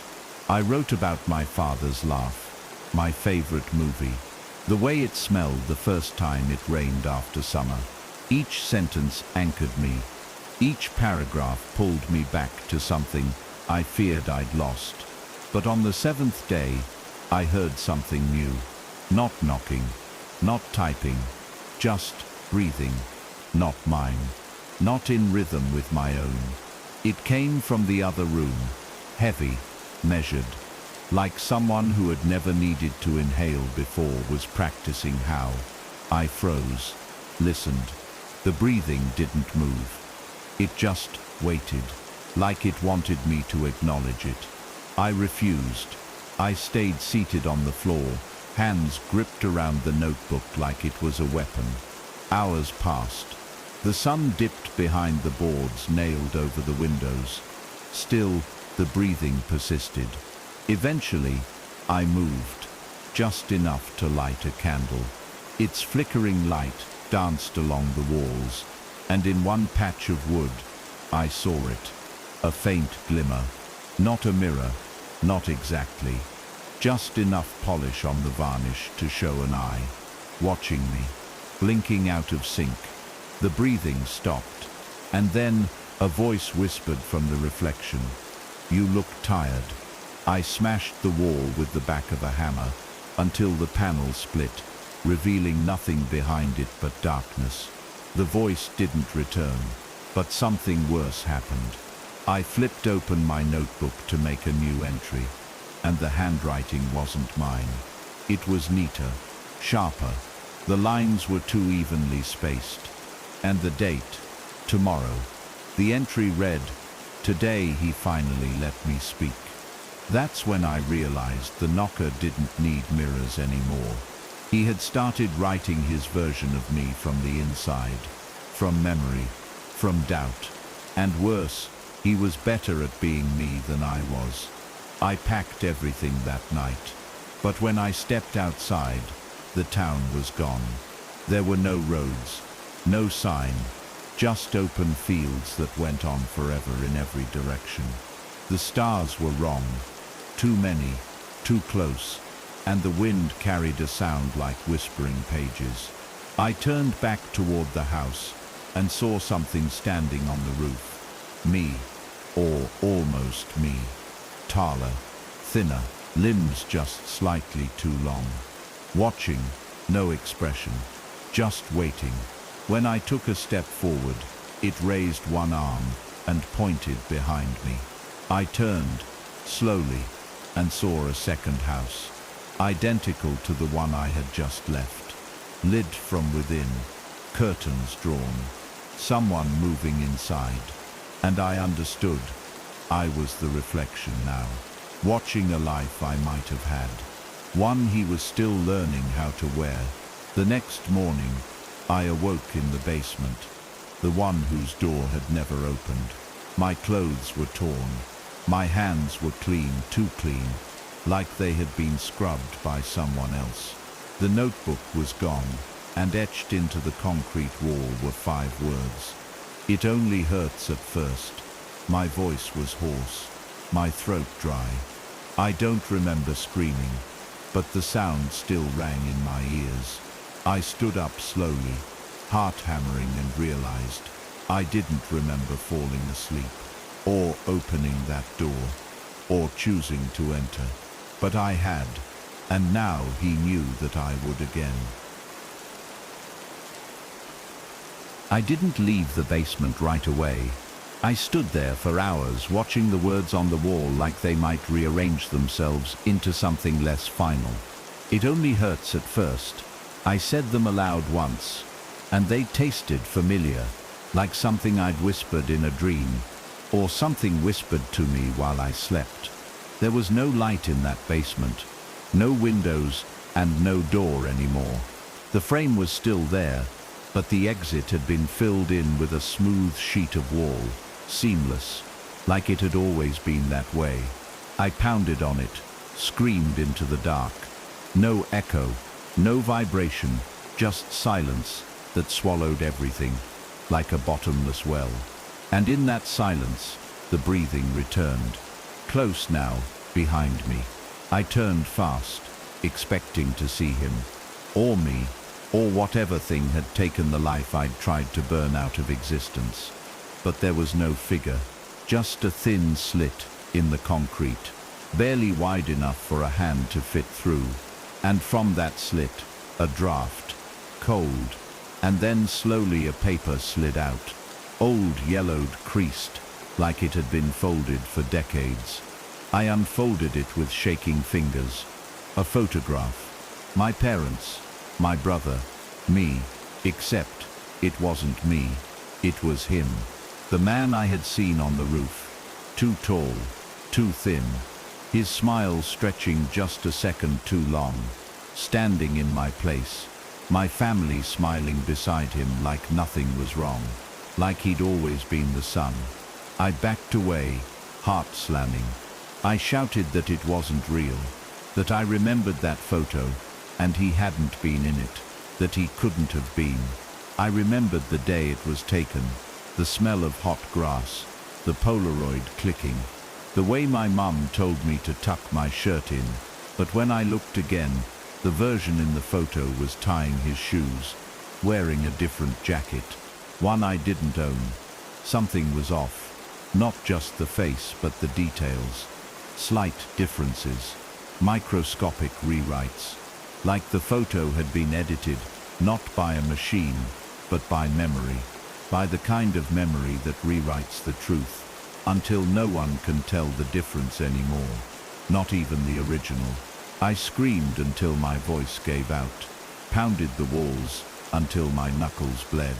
But the slit only offered more paper, more photos, more journal pages, some in my handwriting, some not.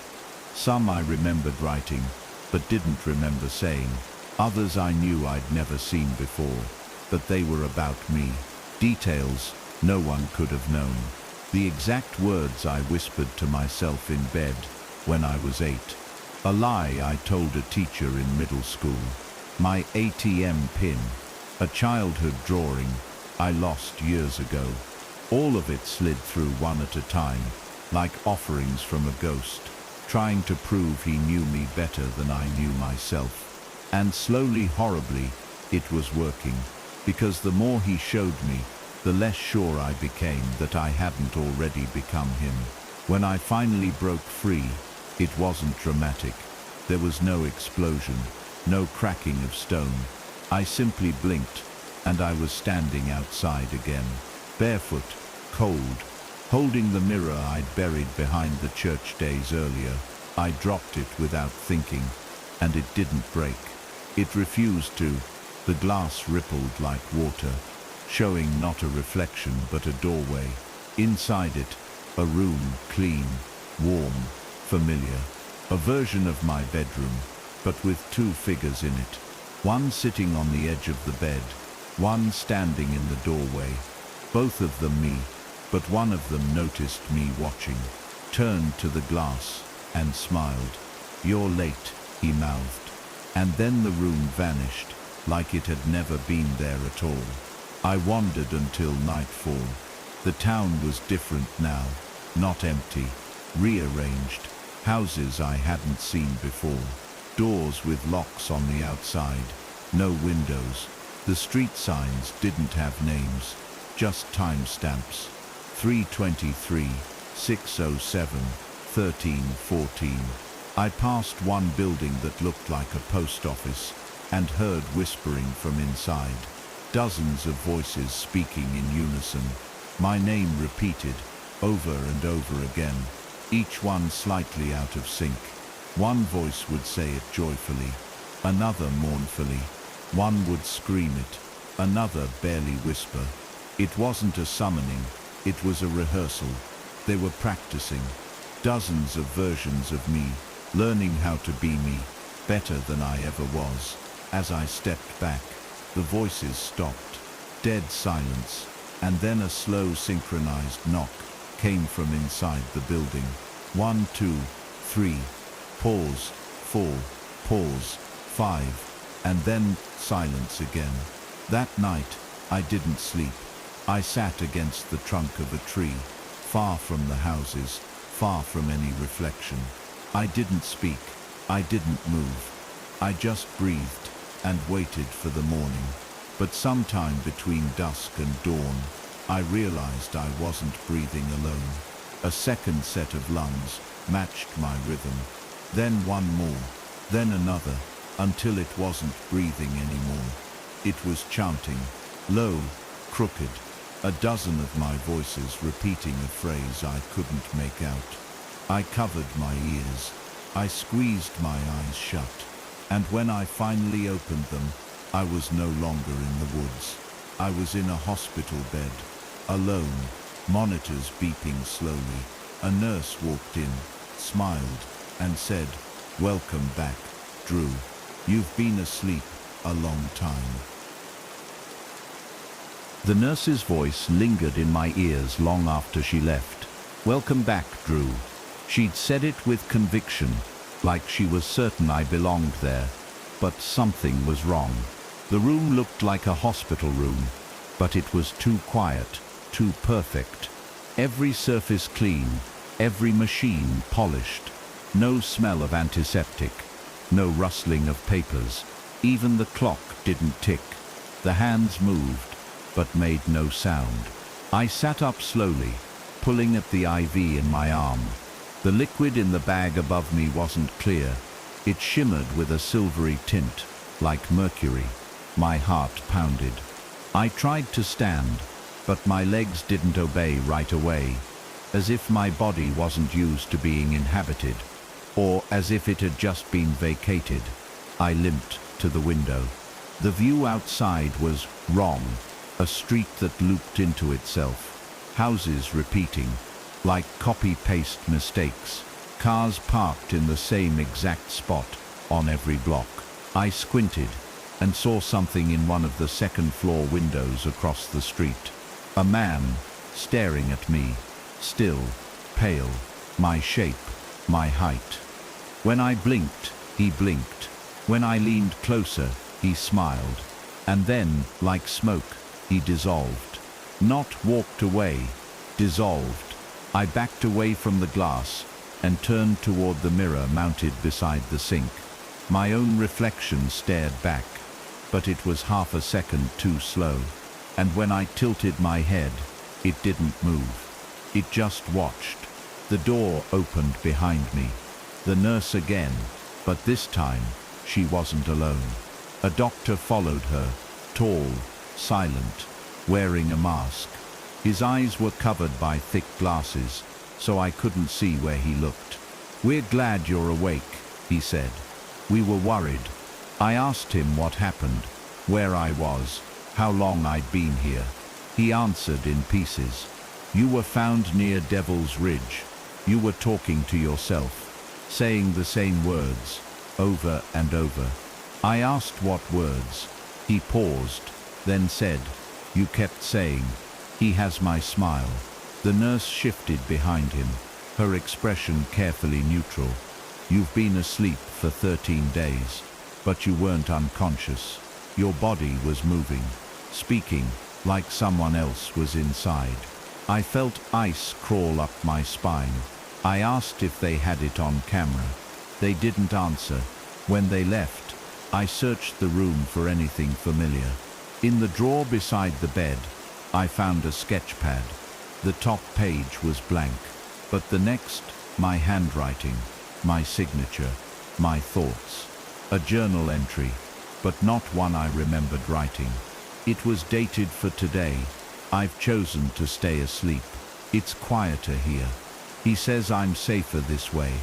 The next page showed a drawing. Me, sleeping in the bed, with something standing over me. A tall, shadowy figure.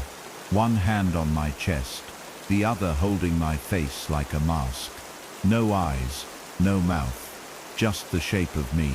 I turned to the last page. It simply read, "Don't wake up." I ran, out of the room, down the hallway. Nurses called out, voices soft and far away, as if they weren't angry, but disappointed. The hallways twisted, some stretched too long, others shrank too fast. And then at the end of one corridor, I saw a door made of glass, not transparent, reflective. I skidded to a stop in front of it. My reflection stared back, calm, composed, dressed in a hospital gown that fit too well. "I'll take it from here," he said, without moving his lips. I pounded on the glass. He mimicked it. I turned. He turned the other way. We weren't synced. He wasn't me, but he knew how to pretend better than I ever did. The door opened on its own. No lock, no creak, just surrender. On the other side, the town again, the one with no mirrors, the looping houses, the duplicate streets.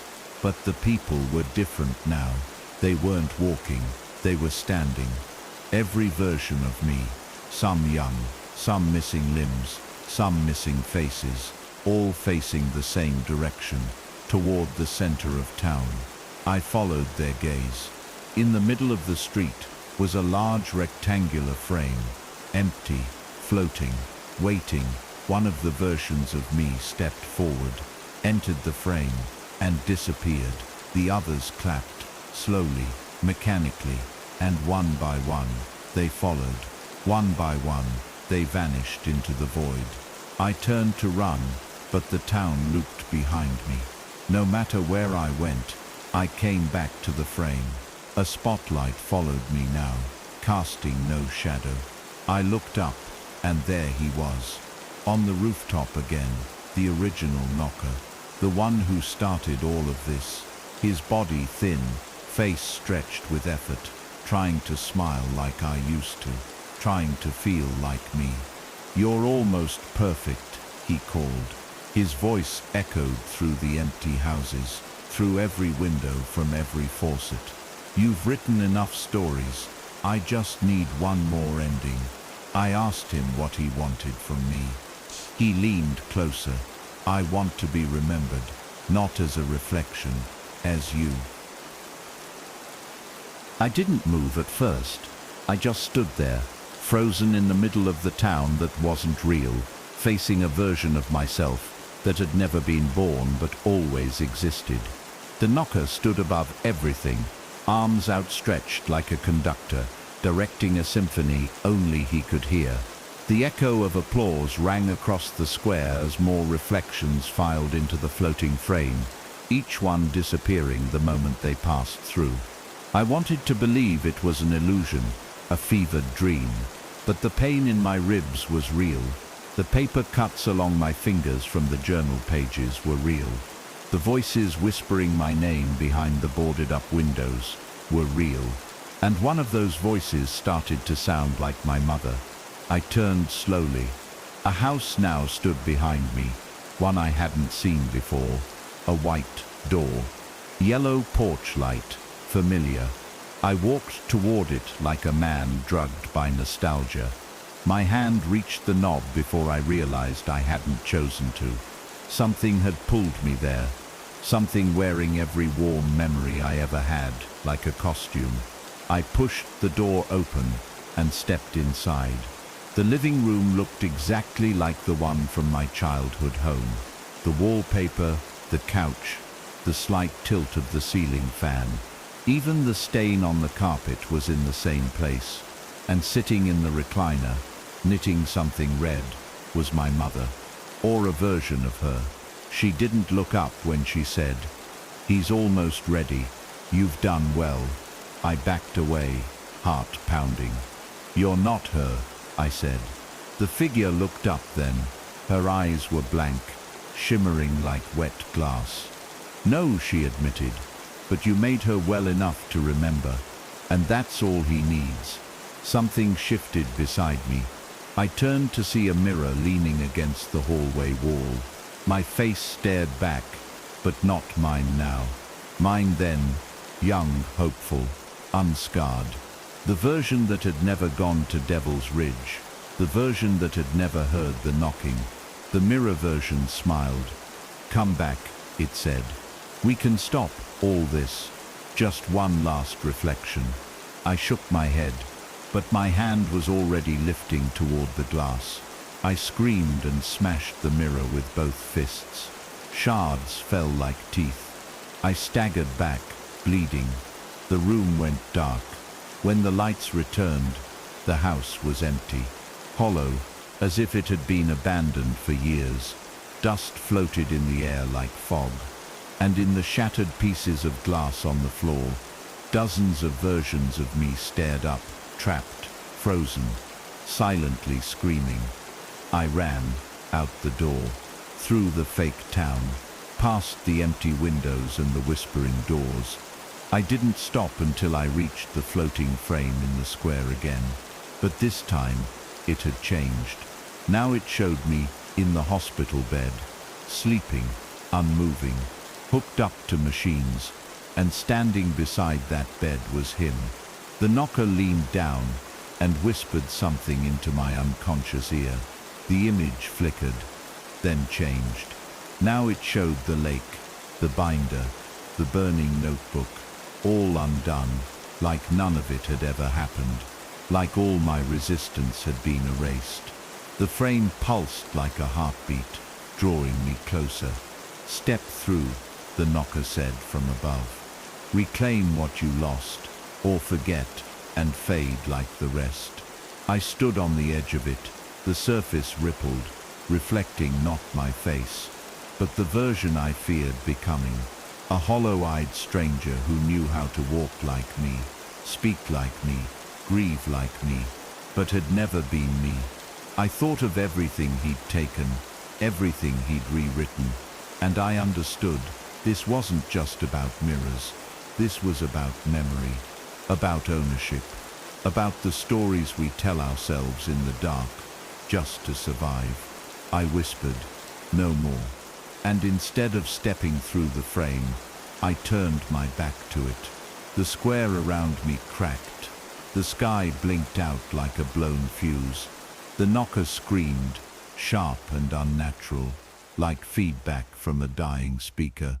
I dropped to my knees, covered my ears, and felt the town collapse around me, not into rubble, but into paper. The houses curled, the sky folded, everything turned into pages of a book I never wrote, a story he had been trying to finish by using my voice. And I had just torn out the final chapter. I woke up in a motel, cheap, dirty, real. My hands still stung, my wrists ached like they'd been bound. I checked my reflection in the cracked TV screen. It moved with me, no delay. No second set of eyes, just me. I looked older, tired, but mine.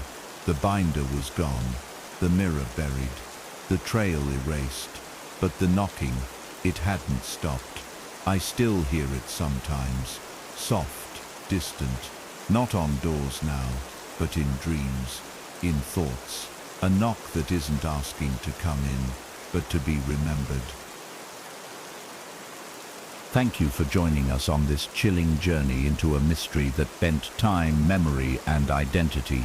If that final knock sent a shiver down your spine, imagine what else still waits behind forgotten doors and stories left untold.